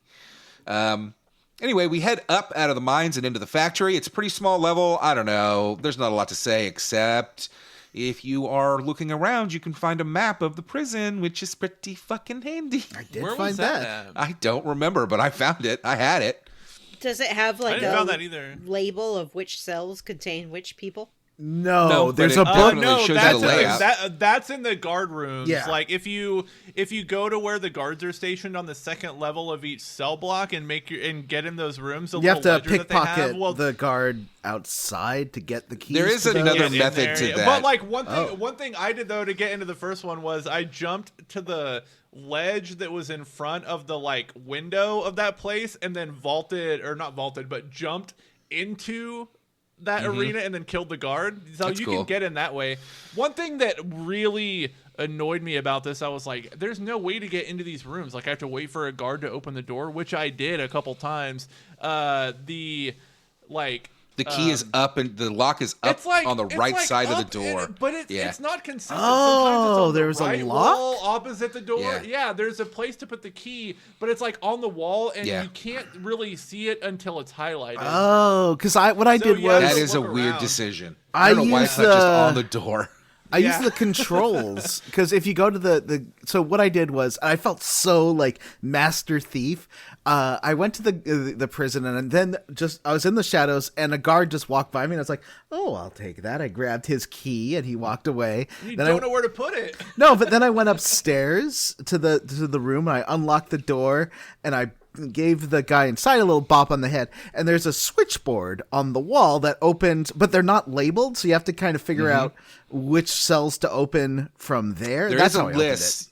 You There's can a find list? a list of what Yeah, prisoners I knew that. and what. Yeah, that's on the Yeah, table, like- but they're not labeled. Yeah. So it's like I knew he was in cell 6, but I didn't know which door was cell Where 6. cell 6 is. Yeah, Oh, and, that's and which right. switch. That's right. The switches aren't labeled. And Yeah, the switches If aren't you- labeled. Also, it doesn't tell you what direction is open and which Yes, one is closed. I And liked that, and though. They're in different positions on the Yes. board. So I was like, what is going on? if you release the other prisoners, they will alert the guards. Not about you, but the guards will become more alert because there were prisoners running around, and it makes it harder Yeah. to get out of there. Yeah.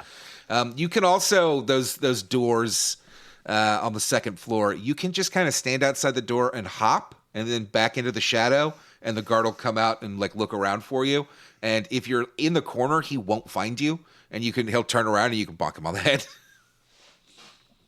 So that's another method to do that. But yeah, so you get you open Cuddy's prison cell, you get inside, and Cuddy's in rough shape. Yeah, he's sick. He's been locked up in this dank dungeon for a while and has clearly contracted some sort of plague. Yeah, or something.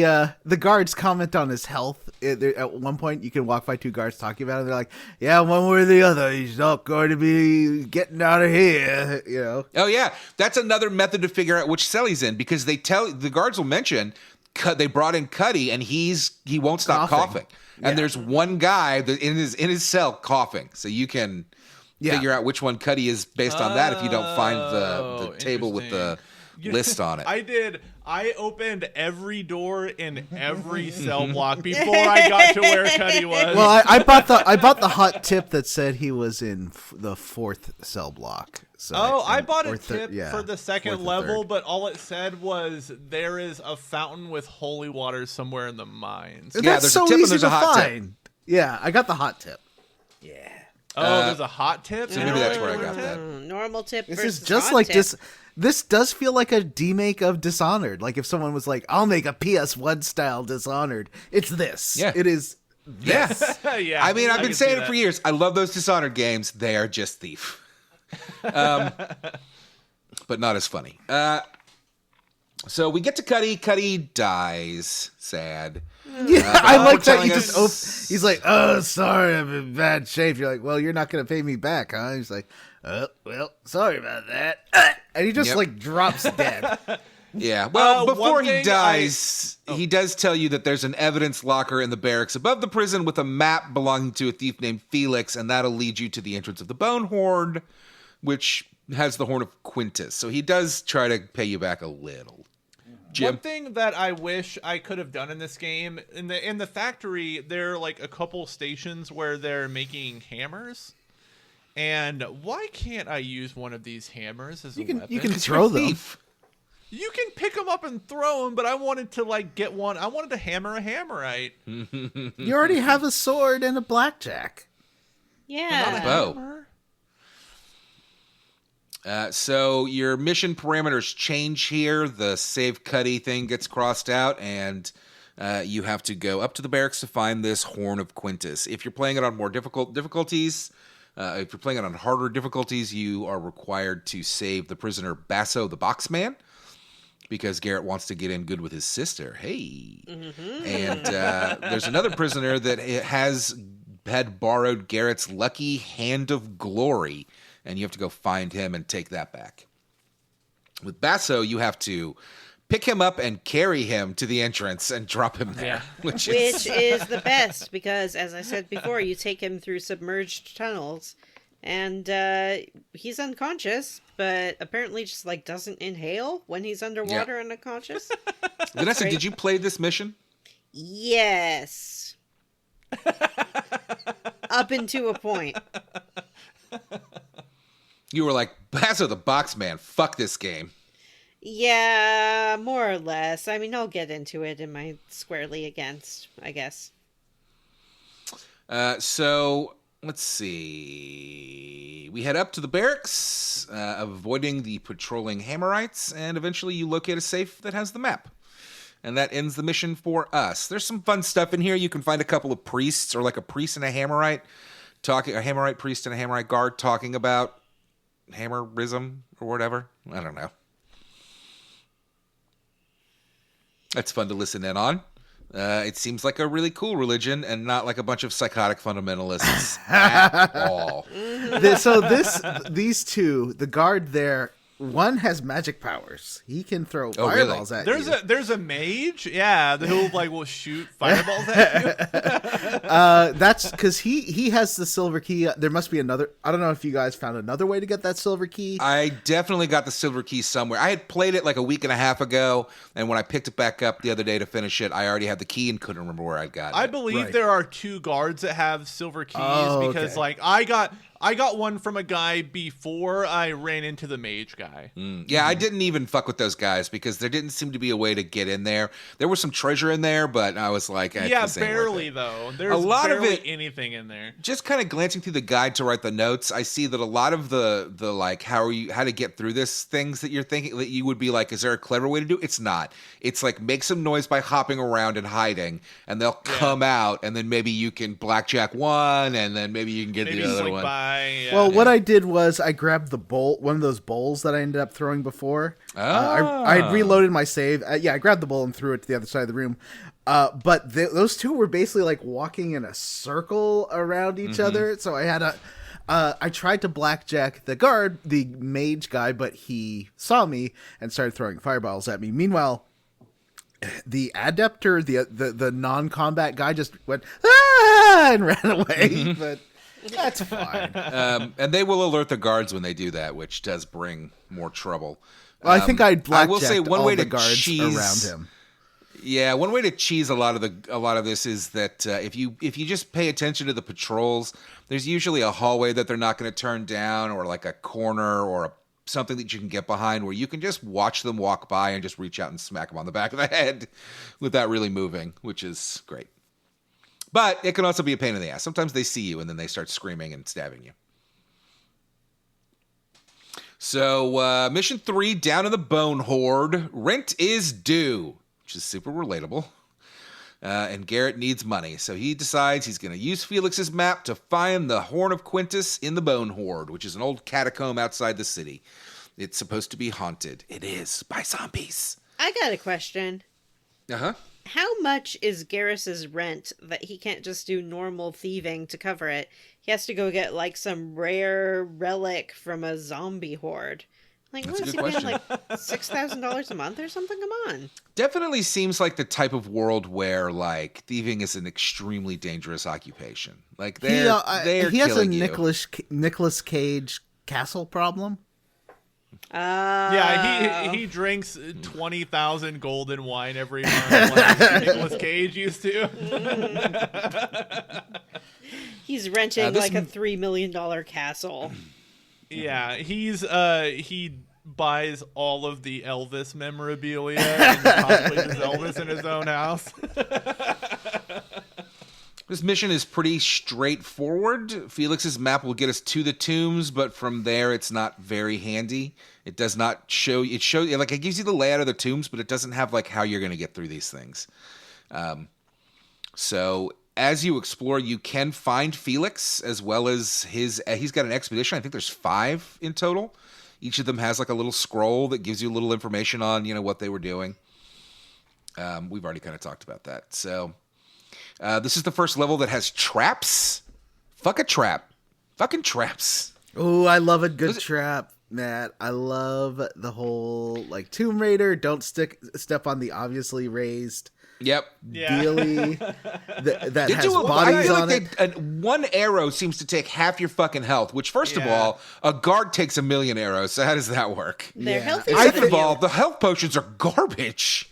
One thing that like really tripped me up in this episode, like there's one room where you walk in where there's obviously traps, but there's like corpses riddled around, and I picked up like a piece of a torso, and I was like, oh, I didn't mean to pick this up, so I just threw it in front of me, and I threw it right on a pressure pad, and an arrow shot me. Like everything sets these traps off. Indiana Jim just bumblingly setting off every trap in the place. So you sneak into the tombs, and then you find a tunnel. At least this is how I did it. I don't know if there's a secondary way to do this. But you find like a tunnel, and it takes you into some tunnels. You find an entrance, and it takes you into some tunnels. There are these dinosaur-like monsters called Burrix or something like that. They sound fucking scary. The first time one walked by me, I was like, "Oh shit!" But they look like have you guys ever seen Tremors 2? Mm-mm. Where the little baby tremors come out of the worms? They look like the little baby tremors. Well, the like little bipedal baby tremors. That's what they look like. I wasn't happy to see them. I don't like a dinosaur, and I don't like an unnecessary dinosaur. And these were just like a dinosaur? Also, why do they live underground? What are they eating? I mean, farts apparently, because that's how they attack you. They don't even attack you. They just kind of stand back and burp at you. Yeah. Very easily avoidable projectiles. Yeah. Also, there's like, you can run into little caverns down here where there's a lot of dead ones. Yeah, That's interesting. And they're covered in flies. Why do There's the flies there's a hurt bunch you? of like Yeah. uncut gems and loot from people. There's a shitload of loot in this level. There are, particularly once you get to the tombs, there are golden chalices and stacks of Speaking coins and gems environmental everywhere. storytelling, there's some good stuff down here where you can find like a guy's little diary, and he's like, oh, like John mentioned this earlier, but like, yeah, I'm safe here. I decided I didn't want to die, and so these other guys went off without me. I think we did a good job of marking the way, and so you can find their little waypoints. They're like little arrows that are drawn on the environment. Oh, So there's one like on a rock that points down. There's another in a tunnel that points out. Like it's right at the entrance to the tunnel, and it points in the opposite direction. So it's like, don't go inside this tunnel. It's kind of a waste of time. So you have to go in the opposite direction. But they were helpful.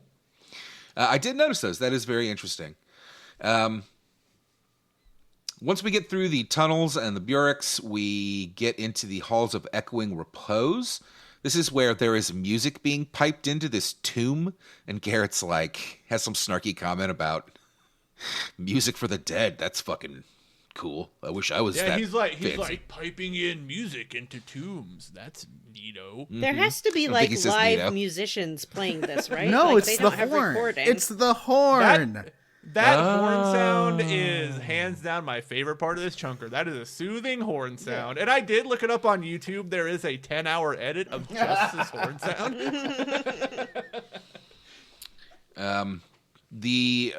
What was it called? The halls of echoing repose are fucking loaded with zombies. So many zombos. They're really slow and easy to avoid, but boy, I can't imagine having enough water arrows and holy water to take care of them all. You do find fire arrows around, which also are pretty fucking handy. Yeah, if you just want to light them on fire, then they stumble around being on fire. So what do the fire arrows do? I got some, Light things on fire. but what's useful about them? Instead of being They attacked set by things a on zombie fire. that's not on fire, you're attacked by a zombie that's on fire. They do more damage for sure. But I would say the only real danger in this level are the traps and the fucking fall damage. Boy, did I have some falls. And I was not thinking about saving because I'm used to auto saves, and I had to redo about half of this level.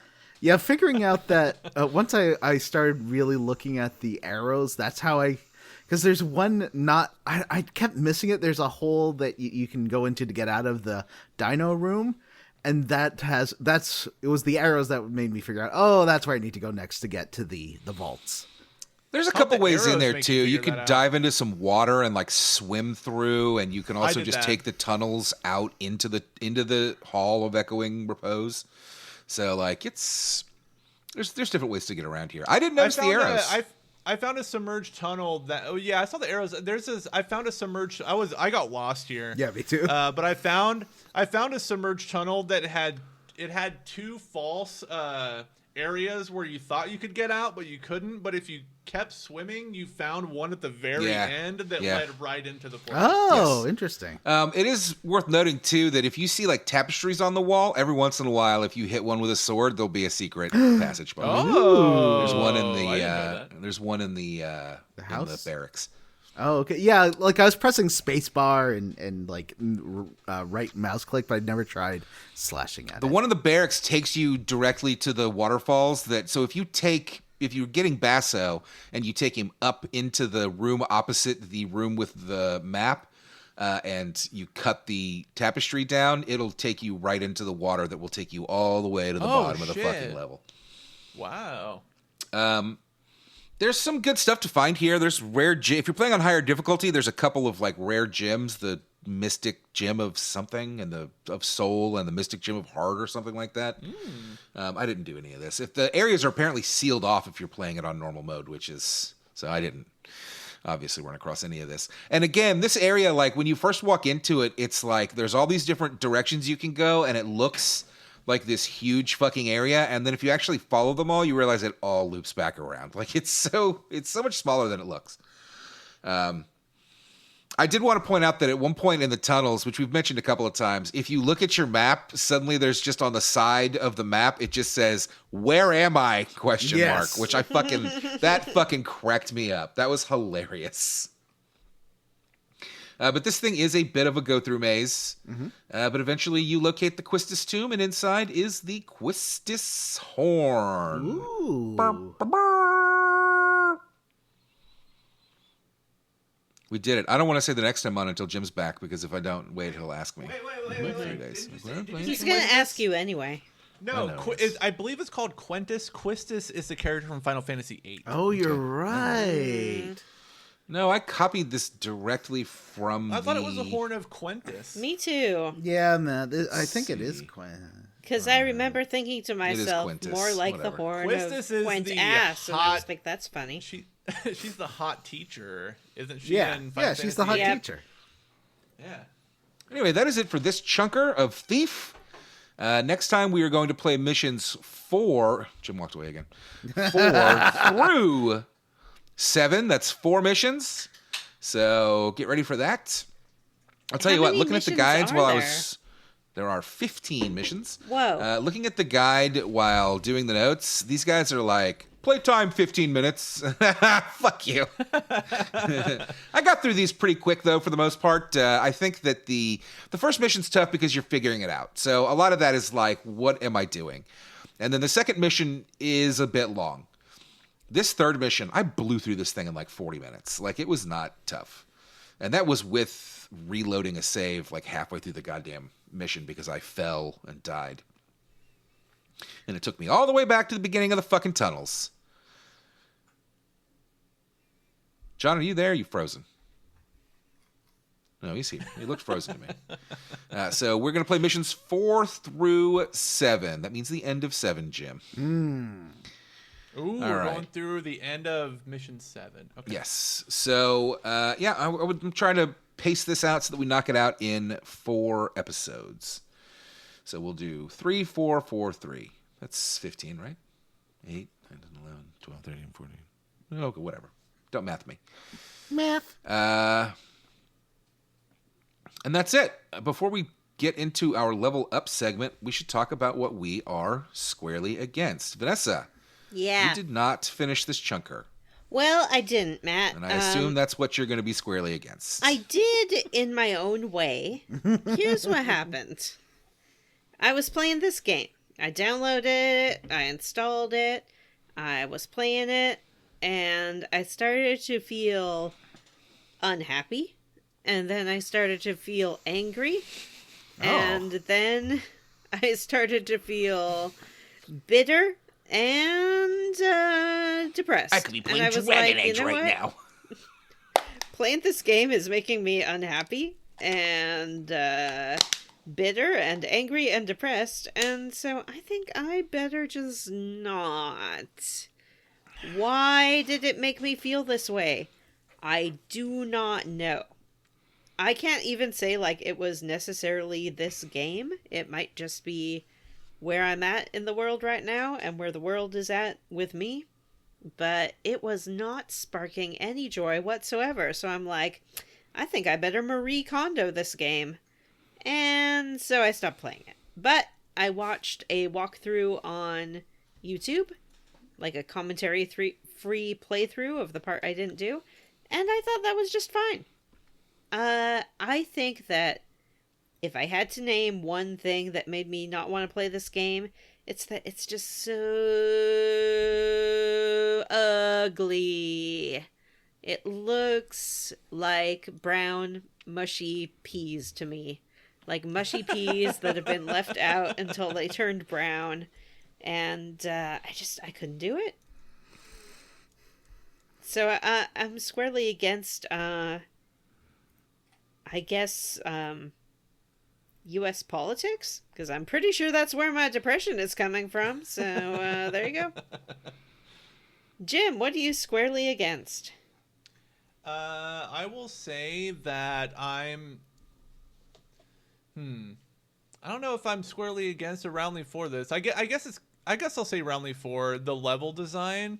Like Matt said, it's good at making it seem like it's like these levels are huge, but as you explore them, like I said earlier, most of the alternative routes just loop back in on themselves and just take you right back to the main route, which like is pretty good level design it's not good in the modern sense where things kind of don't make sense. It's just kind of, you just have to kind of go through the maze that the game developers made. There's really no rhyme or reason other than they made a maze for you to go through. But I had fun with it. I am using cheats for this game. It was a very involved process, finding and then implementing the cheats. I've heard that these games use the Dark Engine, and I've heard that it is very weird when it comes to the Dark Engine. Yeah, there's no command console. There are no built-in cheats. There are almost like they call them trainers. Trainers with PC games is basically just like a Game Shark, which is like a piece of proxy software that runs scripts that alter values in the game. I had to find a custom one of those, download it, and then find a custom like script to run on top of that in order to get cheats to work. But once I did get them to work, they worked beautifully. And so that made getting through the latter half of the second mission and the third mission a lot easier. But I did find that did increase my enjoyment of the game because I got to fully like explore a lot of the levels without the pressure of worrying about getting killed. So that was fun. So yeah, I am enjoying this game so far. John, what are you squarely against? I'm roundly for the map and just the overall UI of kind of letting you figure it out yourself. Like, in Dishonored, I kind of wish there was a less information mode, not a 0, but sometimes it's like really holding your hand. and I wish there's an option to turn off that much hand holding because I like exploring and figuring this out. I like that Thief knows is like, oh, I'll give you the benefit of the doubt and you can figure this stuff out. Yeah, it is certainly a classic game design that you don't see as often anymore. Yeah. I think that we've gone through the years where games were literally like, the breadcrumb trail for everything, or or the Fable 3 breadcrumb trail where it's just like, here, motherfucker. Yeah. Or the Dead Space, like, put your hand at the floor and it tells you exactly where to go. The BioShock arrow, etc. Oh yeah. But I don't think that those are bad. Like I'm fine with having the option to have them on if you need it. Me too. And what I like in Dead Space does it really well because it's just something you can click on by clicking in your thumbstick. You don't ever have to use it. I think that's a really good way to do it because there's nothing wrong with having for people who want that help. Hey, that's cool. But I absolutely like the Darks makes the game a little more accessible. I think. The Dark Souls games are like this, like not just in the way that they don't give you accurate maps and how there's no UI, but also the Dark Souls games also do not have the option of help, and sometimes that can be annoying. It means you have to like look stuff up and all that. One thing I think makes it doesn't make it good, but it makes it a little bit better is that the level design in Dark Souls games usually reward a little exploration in the sense that you can unlock routes around the alternative routes around the and they like similar to Thief, but in just like a more deliberate way loop back in on themselves in ways that you don't expect. And they also the Dark Souls games are very Metroidvania-y in that way, right? But they also don't unlock a door and suddenly you can go back to the beginning of the level. The hard game over that this has, like the Dark Souls games are fine with you dying all the time. Yeah, they're designed that way. Yeah. It's worth pointing out that a lot of what we're talking about when it comes to game design as well isn't really so much game design as this is just kind of how games were. Like it's a lot of the stuff that we're talking about is stuff that was introduced later in the history of gaming, like the accessibility stuff wasn't really around at this point. The accessibility is that there are difficulty options. I don't think it's a commentary on the design of the games. I think it's more of just like they weren't accessibility minded. No. Doom had maps, like exact maps. So even by this point, they could put in a perfect map of the level. And I like that they did it. Oh, for sure. That they put in this rough sketch. Yeah, that's a good point. You're right. That is a design choice where they're like, we're not going to give them a 1-to-1 map of the level. We're going to give them a shitty sketch because they want you to feel like you're a thief breaking into a place with a shitty map that was given to you from your fence and not. I do think like there's a balance between like accessibility and immersion a little bit, where like it kind of increases immersion as they take away some of those accessibility features. It does kind of force you to get more involved in what's going on in the world a little bit. The Elden Ring does that really well too. Like it has a map that's not exact and has like weird, like trying to figure out what the map means and how to look at the map and figure out, oh, this is something I can go to. That works in a very similar way that I think works well. It will tell you where things are relative to your current position, but not the exact route to get there. Yeah, I think that this is a pretty. I know that it's. I'm not claiming it's the first, but this is a pretty early example of like emergent gameplay in video games, where things just happen and you have to react. It's not just get to the end of the level. It's not just kill all the enemies. It is, react, and the game reacts to you, and you react to the game, and things change. And every playthrough can be different. Maybe not so much for this, but yes, Johnny. I like the way that it does, like, what I found is I'm not save scumming as much as I did in Dishonored. Like I'll do a save, but I kind of like having like 5 minutes of messing around and trying it over without just like saving every 2 steps. I did. I have been saving a lot in this game, and in the third mission, I found myself getting lost quite a bit. And like there was one point I found the area where the horn is, and I made my way around it for probably 20 minutes, and then got lost to the point where I found myself back in the caverns, and I was like, fuck, how am I going to get back there? And I was like, oh yeah, I remember I saved right when I got to where the area where the horn was, so I just reloaded a save. So I will say this game does reward the more save conscious people. F11 quick save, use it. I typically will save when I get past something or get to the entrance to a new area. Me too. When That's I what get I'm to like, a new now area, I'm going to save.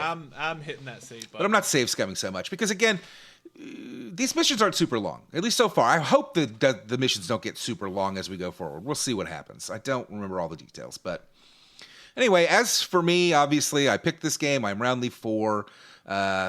Playing the game again is very fun and a nostalgia trip for me. I'm glad that Johnny and Jim are enjoying it. I had hoped that Vanessa would really like it, but she said that it made her depressed and bitter. I feel like in an ideal world, I think Vanessa would be having fun with it. It's just a shitty month. I will say that I'm liking learning about it, like as a historical artifact, and I'm liking seeing the similarities to different games and things. I'm not upset about it existing. I can't do it right now. So you heard it here first. Vanessa is upset that this game exists. Matt, I have a question for you specifically. Like you've talked about this series a lot on this show, but it might be like your most mentioned series that you like have like that you feel the most nostalgia for. Do you feel like is your nostalgia being rewarded with this playthrough that we're doing?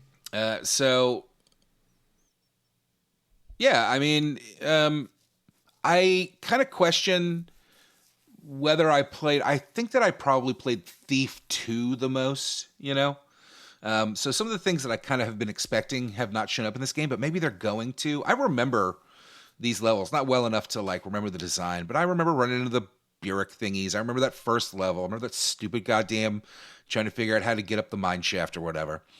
But really what's tickling my nostalgia is Garrett. Like, I really like Garrett. He's fun and funny. He doesn't talk constantly or anything, but his little comments make me laugh. I think the voice actor's doing a great job. And that is actually what I was going to say. I'm roundly 4. I really like Garrett. I think that, from what we've seen so far, it is rewarding my nostalgia. It's punching my nostalgia buttons because he's fun.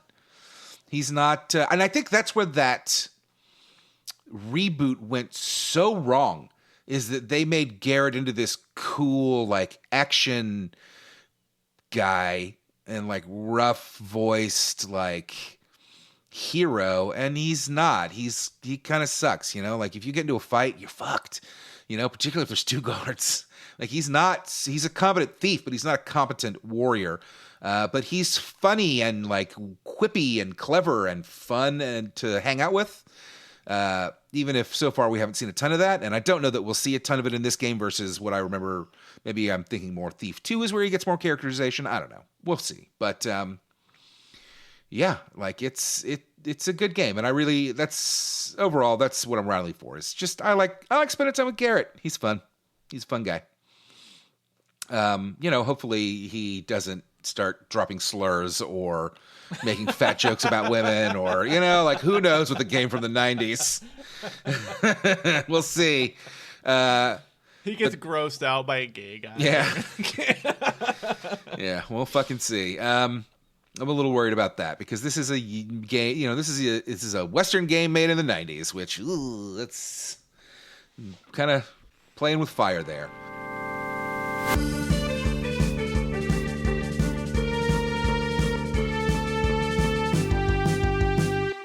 Anyway, that is our Squarely Against segment, and now we should discuss how we leveled up. And I'm going to start. Ooh, you start. Wow. Matt, start. I finished a book called Gardens of the Moon by Steven Erikson. I mentioned it last week on the show. It's the first book of the Malazan Books of the Fallen series, which I knew was a massive series, and I was looking at it on Wikipedia the other day and realized it's even bigger than I thought. It's a 10-book series, and then now there are 17 books in total and 2 writers writing it. But anyway, Gardens of the Moon has been kind of a one of those been meaning to wanting to read it for years, and I've started it a couple of times and always fallen off because it is not super well written. Particularly the first half is pretty slow. I had listened to it and a couple of the other ones on audiobook a few years ago, but it was so dense that I finally gave up because I was like, I don't know, I'm missing everything and I don't know what's going on. So I finally finished reading Gardens of the Moon, and I gotta say, I really enjoyed it quite a bit. It was a real slow start, and then it started picking up steam about halfway through, and even then it was a slow burn. But when I got to the end of that book and all the little things that he had that they had that had come up, that had been mentioned, characters and places and powers and gods and all this crazy stuff that you're reading the first half of the book and you're like, what are you fucking talking about? But it all finally at the end started coming together in ways where I was really fucking excited. It really got me. That's so satisfying when that happens. It was incredibly satisfying. So what I know about the Malazan Books of the Fallen is that Steven Erikson and another guy, Ian Sterling, something like that, basically created this world as a homebrew D&D setting. Which, don't get me wrong, that sounds terrible. I don't want to read about somebody's D&D setting. But he wrote this first book, and then it took him about 9 years to get it published. And then he wrote the second book. And from everything I've read, that gap between the first and second book, he really matured as a writer. So I have already dove into the second book, Dead House Gates, and I'm excited to see how it's kind of changed. It's an epic fantasy series, but it's not a traditional epic fantasy series. It's not like a hero's journey. It's more of military and a huge cast of characters. There's not really what you would call a traditional protagonist in the series. It's a weird one, but it's pretty cool. And it's a cool world where shit's crazy. It's not just it's a fantasy, but instead of calling them elves and dwarves, we call them Googaws and Boobaws or whatever. It's this massive undertaking of a world that clearly, these guys spent years working on and hammering out, and it feels very real. And it definitely falls more into your fantasy military fiction, what are those books called? Oh, dang.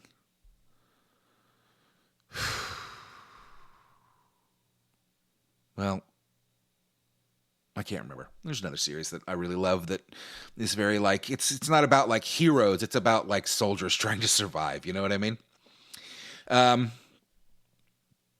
The Black Company. That's the name. Anyway, Gardens of the Moon. It was really good. And I'm really glad that I finally read it. On top of the end of the book being very satisfying, or the climax of the book being very satisfying. It was very satisfying to me personally to have finally it was my white whale, finally finished that fucking book. And I already bought 2 and 3 because I'm gonna tear through this series. I can feel it. I watched Castlevania Nocturne season 2. Any of y'all watch that Castlevania show on Netflix? Nah. I like it. I haven't seen the new season yet, though. One thing that it was kind of hard for me to watch because it's so miserable. Yeah, it's really gross. Like it is cruel. I feel like that lightens up a little bit as the seasons go on. That first season or two That is first real season dark. It's like watching a fucking snuff film almost. Yeah, it's tone setting. Like they are like, this is a nightmare that these people have to live through. So now we're on Castlevania Nocturne. Castlevania lasted 3 seasons. Warren Ellis, who was the creator of that series, got outed as a sex pest or something.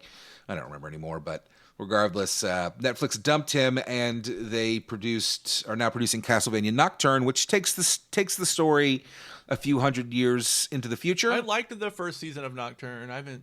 It's set during the French Revolution. It stars Richter Belmont from Rondo of Blood and Symphony of Night.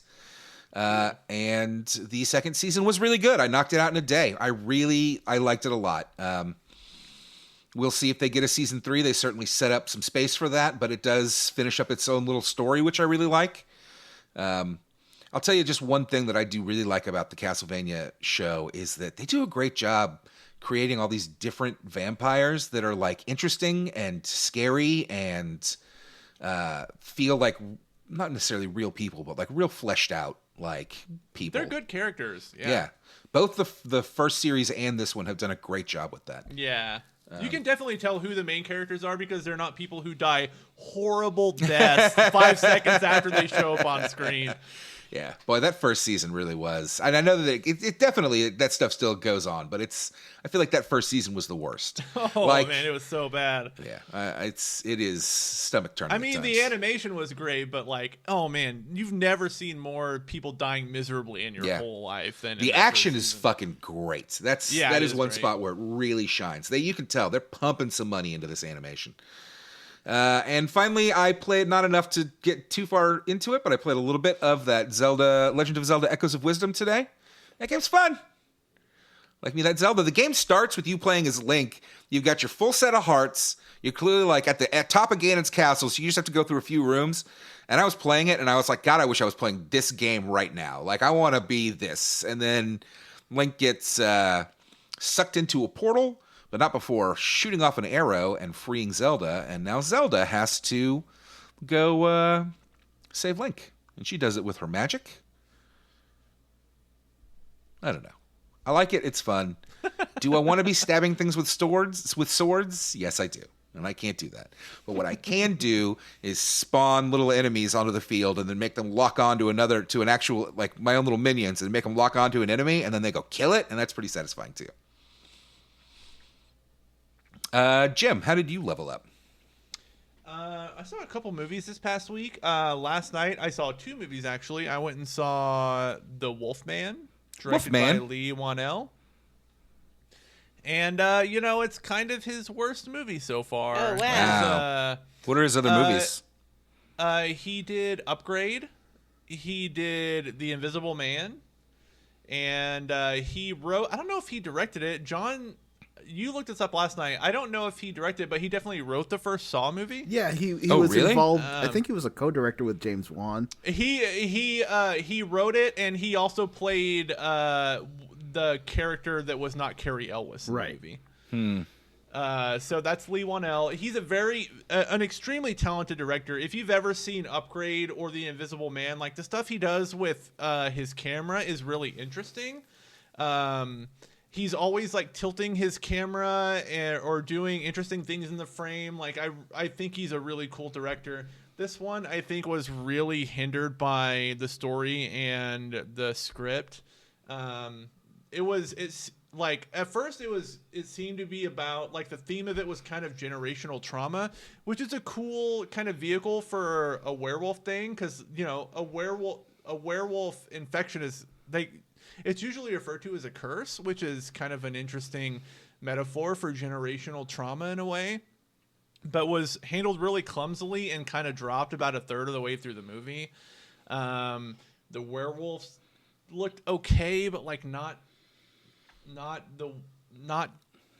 it just wasn't very satisfying. And the movie kind of peaked in the second act and then kind of coasted through the third, which was ended up with kind of a boring third act.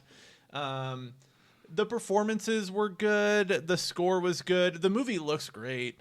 But it just wasn't what I wanted, so it was okay. Yeah, I'd say from the previews, like that, it's definitely doing not the werewolf, but the wolf man, which makes it's wolf man, right? Yeah. And those are two distinct things, and it doesn't, just from what I don't know, but when I've seen in the previews, he just kind of looks like a gross dude. I'm not into it.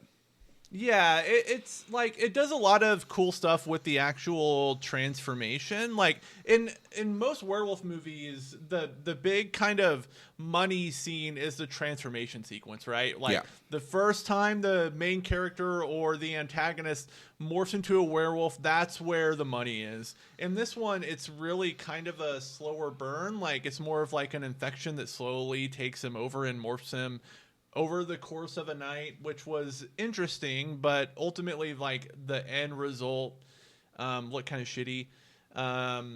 It wasn't what I wanted. It's still interesting enough, I think, to warrant a soft recommendation, but I would say if you want, like, Lee Wanell, like, really doing his thing, see The Invisible Man or Upgrade. Those movies are great. I did also watch A Better Man starring Sebastian Stan, which I thought was really good. I really liked it. It was a lot more like surrealist than I thought it was going to be. And it's definitely like Sebastian Stan's character is like the main character of the world, which is like kind of the thing in a lot of these surrealist films. Like a lot of the action in the world kind of revolves around him, which was a little jarring at first, but very well-made movie. Sebastian Stan does a great job. I would say definitely check it out. He recently won the Golden Globe for Best Actor for the movie, so check it out. It's good. And I watched, this is kind of embarrassing, I watched the entire second season of the Goosebumps series on Disney Plus in like 2 nights because I couldn't sleep, and not bad. First half definitely better than the second half, but it tries to and mostly achieves adapting some of the more famous Goosebumps books, but like I think the first season did that a lot better. So the first season definitely better than the second, but second season not bad. David Schwimmer does a good job. Can you please talk about his hair? Yeah, in the first half of the season, he plays like a divorced dad who's getting his kids for the summer. And he's wearing, he's so schlubby looking, and his hair is like not brushed. I was watching it with my fiance, and I kept telling her, I was like, I really just want to like pause the show, jump in, and just give his hair a brush. Just like get it off his forehead a little bit, maybe swoop it back, give him a nice David Schwimmer cut. He looks like shit, but it gets better through the season. It's funny. David Schwimmer's appearance gets better throughout the season, while the show generally gets worse. I didn't like that first season, so this is not making me want to watch the second. Really? I thought the first season was actually pretty good. But this one, like, I would say the production values, Disney is definitely putting money into this. The show looks great, and the young actors that they get are good. That's like, good. These are good young actors. Same thing in that first season. Like, the male lead actor in the first season, I remember saying this on the show, like, it's hard not to just stare at that guy. He is an excellent actor and a huge talent. And there's a couple of these in the second season too. So I would say check it out. Like if you're kind of even just tangentially interested in the Goosebumps series, there's some cool stuff happening, and it's cool. Like for someone who grew up on Goosebumps, like I used to just like going to the Scholastic Book Fair every year. I would hope there was a Goosebumps book that I could afford. So it's cool to see it getting some rich treatment. But yeah, decent, not great, but pretty good. Vanessa, how did you level up? Well, how did I level up? I finished my playthrough of Indiana Jones and the Great Circle, which I have praised on this show, and I did sour on it a little bit towards the end. It got a little bit silly, but not in like a way that was foreign to Indiana Jones movies in general. If you're familiar, they tend to start out a little bit more grounded in reality and then get a little bit more wild and religious and wacky towards the end. So I guess I can't complain that much about it getting wild and wacky.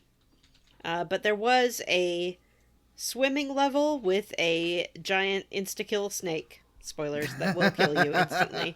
And I was like, why is this here? It feels like something out of like 2003 as far as video game design goes, and it didn't make sense for the story and was just not necessary. I also played a game called The Case of the Golden Idol, which I loved so much that I am going to make these guys play for the bonus this month. So that's your bonus alert.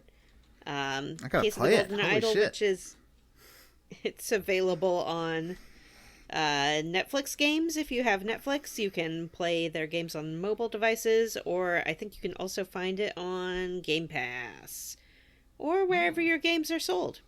And I liked it so much that I played the sequel, The Rise of the Golden Idol, right away, and I didn't like that as much, but it was still okay. Oh. I found myself, like, I played through mission 5, I think, in Case of the Golden Idol, and I was like, it's a lot of reading. It is a lot of reading. It's a lot of text. A lot of reading. A lot of text. Mm-hmm. It's mostly text, actually. Yeah, it's, in fact, I would say just about all text. 90% text. Its probably. whole mechanics is essentially Mad Libs that you fill in. You kind of poke around the world and get words to add to your Mad Libs, and then you fill in your Mad Libs to write out what happened in different scenarios. But it's good. I liked it. And I watched a movie, which I don't think I've talked about on this show, called Will and Harper. Have I talked about that? This is a documentary about Will Ferrell and his friend Harper, who was the lead writer on Saturday Night Live for years, and I think started as a writer right when Will Ferrell started. So they formed this deep friendship, and later in life, around like 60 or so, Harper transitioned to a woman. And so it's about kind of them hooking up for this road trip across America, which was Harper's favorite thing to do before she transitioned, and figuring out the sort of central question of it is, can she still go on a road trip across America? And what that experience is like as a trans woman versus as male-presenting person. But it's also about them kind of navigating where their friendship is now, and what it means to have a friend who transitions, and whether or not they're still friends in the same way, or whether they're friends in a different way. I don't know if it's like a perfect representation. I'm sure it's not a representation of everyone's experiences. But kind of what I liked about it is that they don't behave perfectly. You know, like Will Ferrell is not putting himself out as like, look at me, I am the perfect ally and the perfect friend, and I say all the right things and do all the right things. And there's a lot of really kind of uncomfortable questions that they ask each other, but because they've been friends for 25 years or something like that, they can be open with each other in a way that would not be appropriate for a lot of other relationships.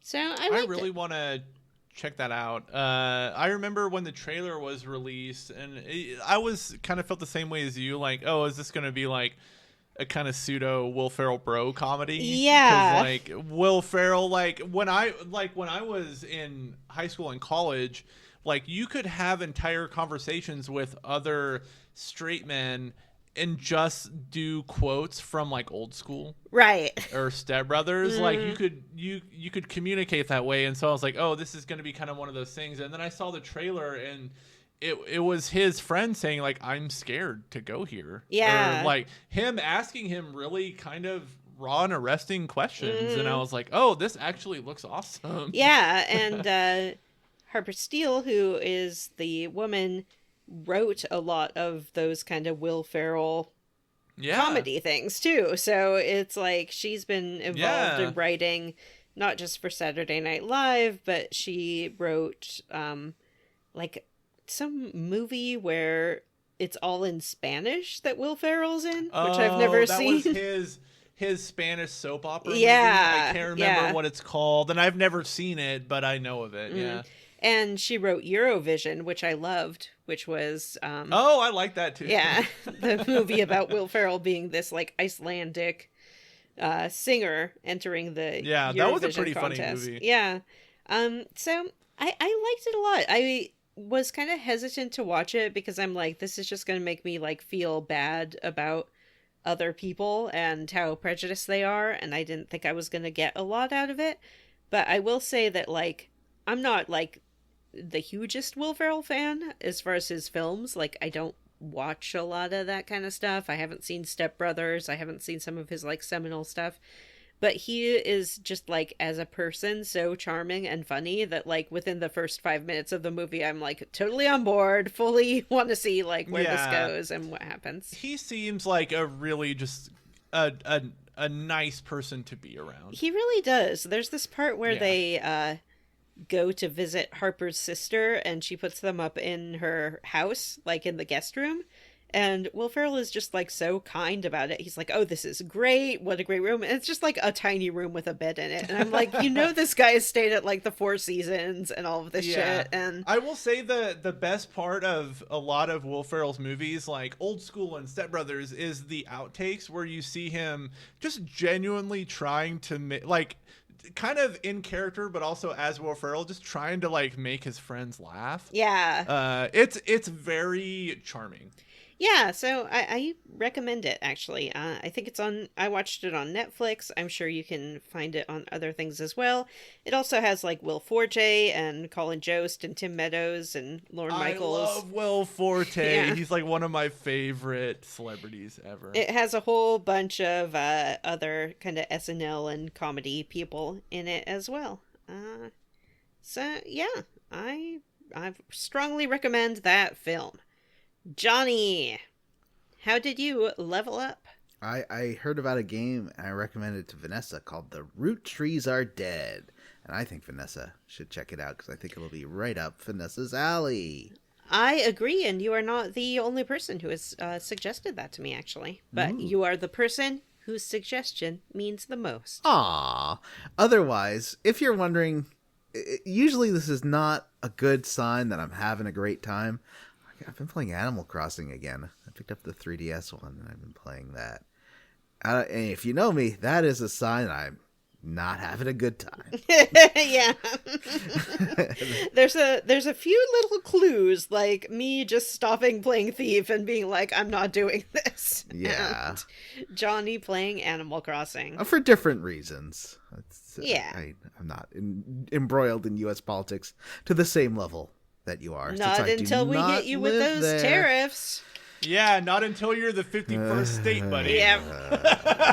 What I love about this plan is that it's just taking the entire country of Canada, which is several provinces, and being like, you get to be one state. Mm-hmm. Yeah, which like almost has as much landmass as the United States. Actually, has and more. Just being like, you has know more, what, buddy. And like, yeah, and like, you know what, 30 days, you're gonna be the next. Yeah, well, and you'll get one electoral college vote, I'm sure. Mm-hmm. Yeah. And Quebec has a big history of not enjoying being told what to do, so we'll see how that goes. Like, they get armed about it. Like, there was a whole crisis in the late 1970s, early 1980s. Yeah, but just because Quebec doesn't want to be part of Canada doesn't mean that they don't want to be part of the United States of America. I think that would follow. Otherwise, it's interesting playing the 3DS one again, and like getting into the rhythms of playing that again. I also listened to like some old playlists when I was commuting, and that's been cool. Like for whatever reason, Karma, like listening to Karma Police again, that's one of those songs that like like it brings me back to an exact mental, like a saved mental save state of what I was thinking and feeling when I originally was listening to that song. Like, oh yeah, like it's so, I get like hit like that so hard. I'm sure we all do, right? Like listening to a song that was really important and really is a time and place thing for me. It's like, what, just thinking and feel like you suddenly feel like it's 1997 again, and it's so weird.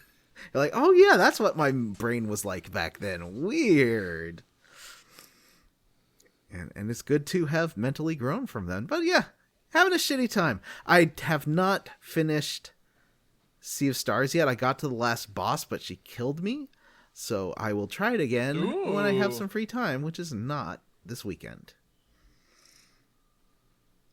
That's it. Anyway, what's a Patreon? We did it. Jim? I talk too much. I'm not doing it. Vanessa, what's a Patreon?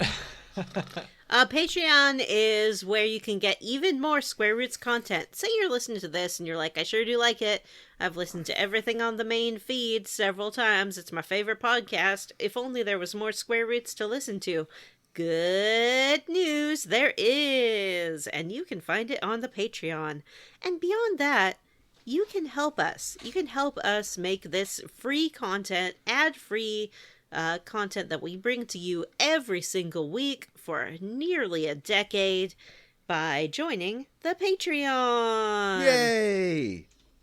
On the Patreon, there's different tiers. If you just want to like toss $1, like, you know, you're walking past the podcast and you toss $1 in our podcast hat, we'll say thank you. We'll thank you at the end of every show. Not every show, because there's a lot of people to thank, but most shows, some shows, a quarter of the shows. A third of the shows, you'll get a thank you. If you want to get a little something for your money, toss in $3 and you can access all our back catalog. And if you think, look, that's all well and good, but I want you to work for me. I want to be the boss man. I want to control the means of production. Join at the $5 level and you get to vote for upcoming games. Not every single game, because sometimes we have a Precious Baby game we want to play, like Matt's Precious Baby Thief, but a lot of the games. And if you want to give even more than $5, thank you. For the $1,000 a month tier, we'll show feet. We'll show feet. I'll show No. $1,000. Jim, no. That's no. more than $1,000. Unless you mean like an ear hole or something like Not that. for my hole. No.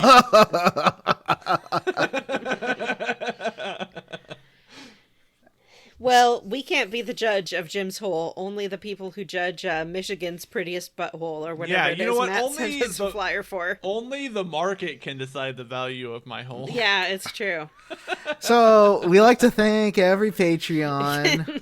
Yeah, so like Anthony Lerma, thank you. William Westgard, Sol Wagner, Hayden Neff, Eduardo Franco, Wedge Kuhn, and Wishbone is Gay. Thanks to all of you.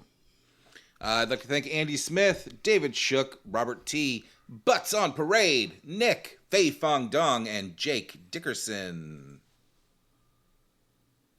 I'd like to thank Matt Jorgensen, Florian Jonas Kramer, Amanda Douglas, Brie Girth, Chad Wilson, Ariko Bavara, and Sergeant Spaghetti. And I'd like to thank gigantified micro space hamster Sean Gonzalez, RP Siege, Wash in the Wind. For Square Roots Podcast, I'm Stim Stanks. I am Samu Mitchell. All right, that's it for this episode of Square Roots. If you'd like to send us an email, we're at squarerootspodcast@gmail.com. Come see us at our Facebook group, the Square Roots Podcast Group for smart, cool, very attractive people, or be-skeet us at squarerootspod.bsky.social. Give us all the stars on Apple Podcasts, Google, Spotify, or Ghana. Like, you know, like when it says rate it, press the rate button and then write a message like, this is the best show I've ever seen. All the hosts are gorgeous and funny and smart and great. And thanks to Stephen Morris for our Square's theme. You can find Stephen on YouTube. Links in the show notes. All right, for Square Roots, I'm Jim Banks. I'm Matthew Van Zant. I'm Johnny Brandon. And I'm Vanessa. Bye-bye. Bye.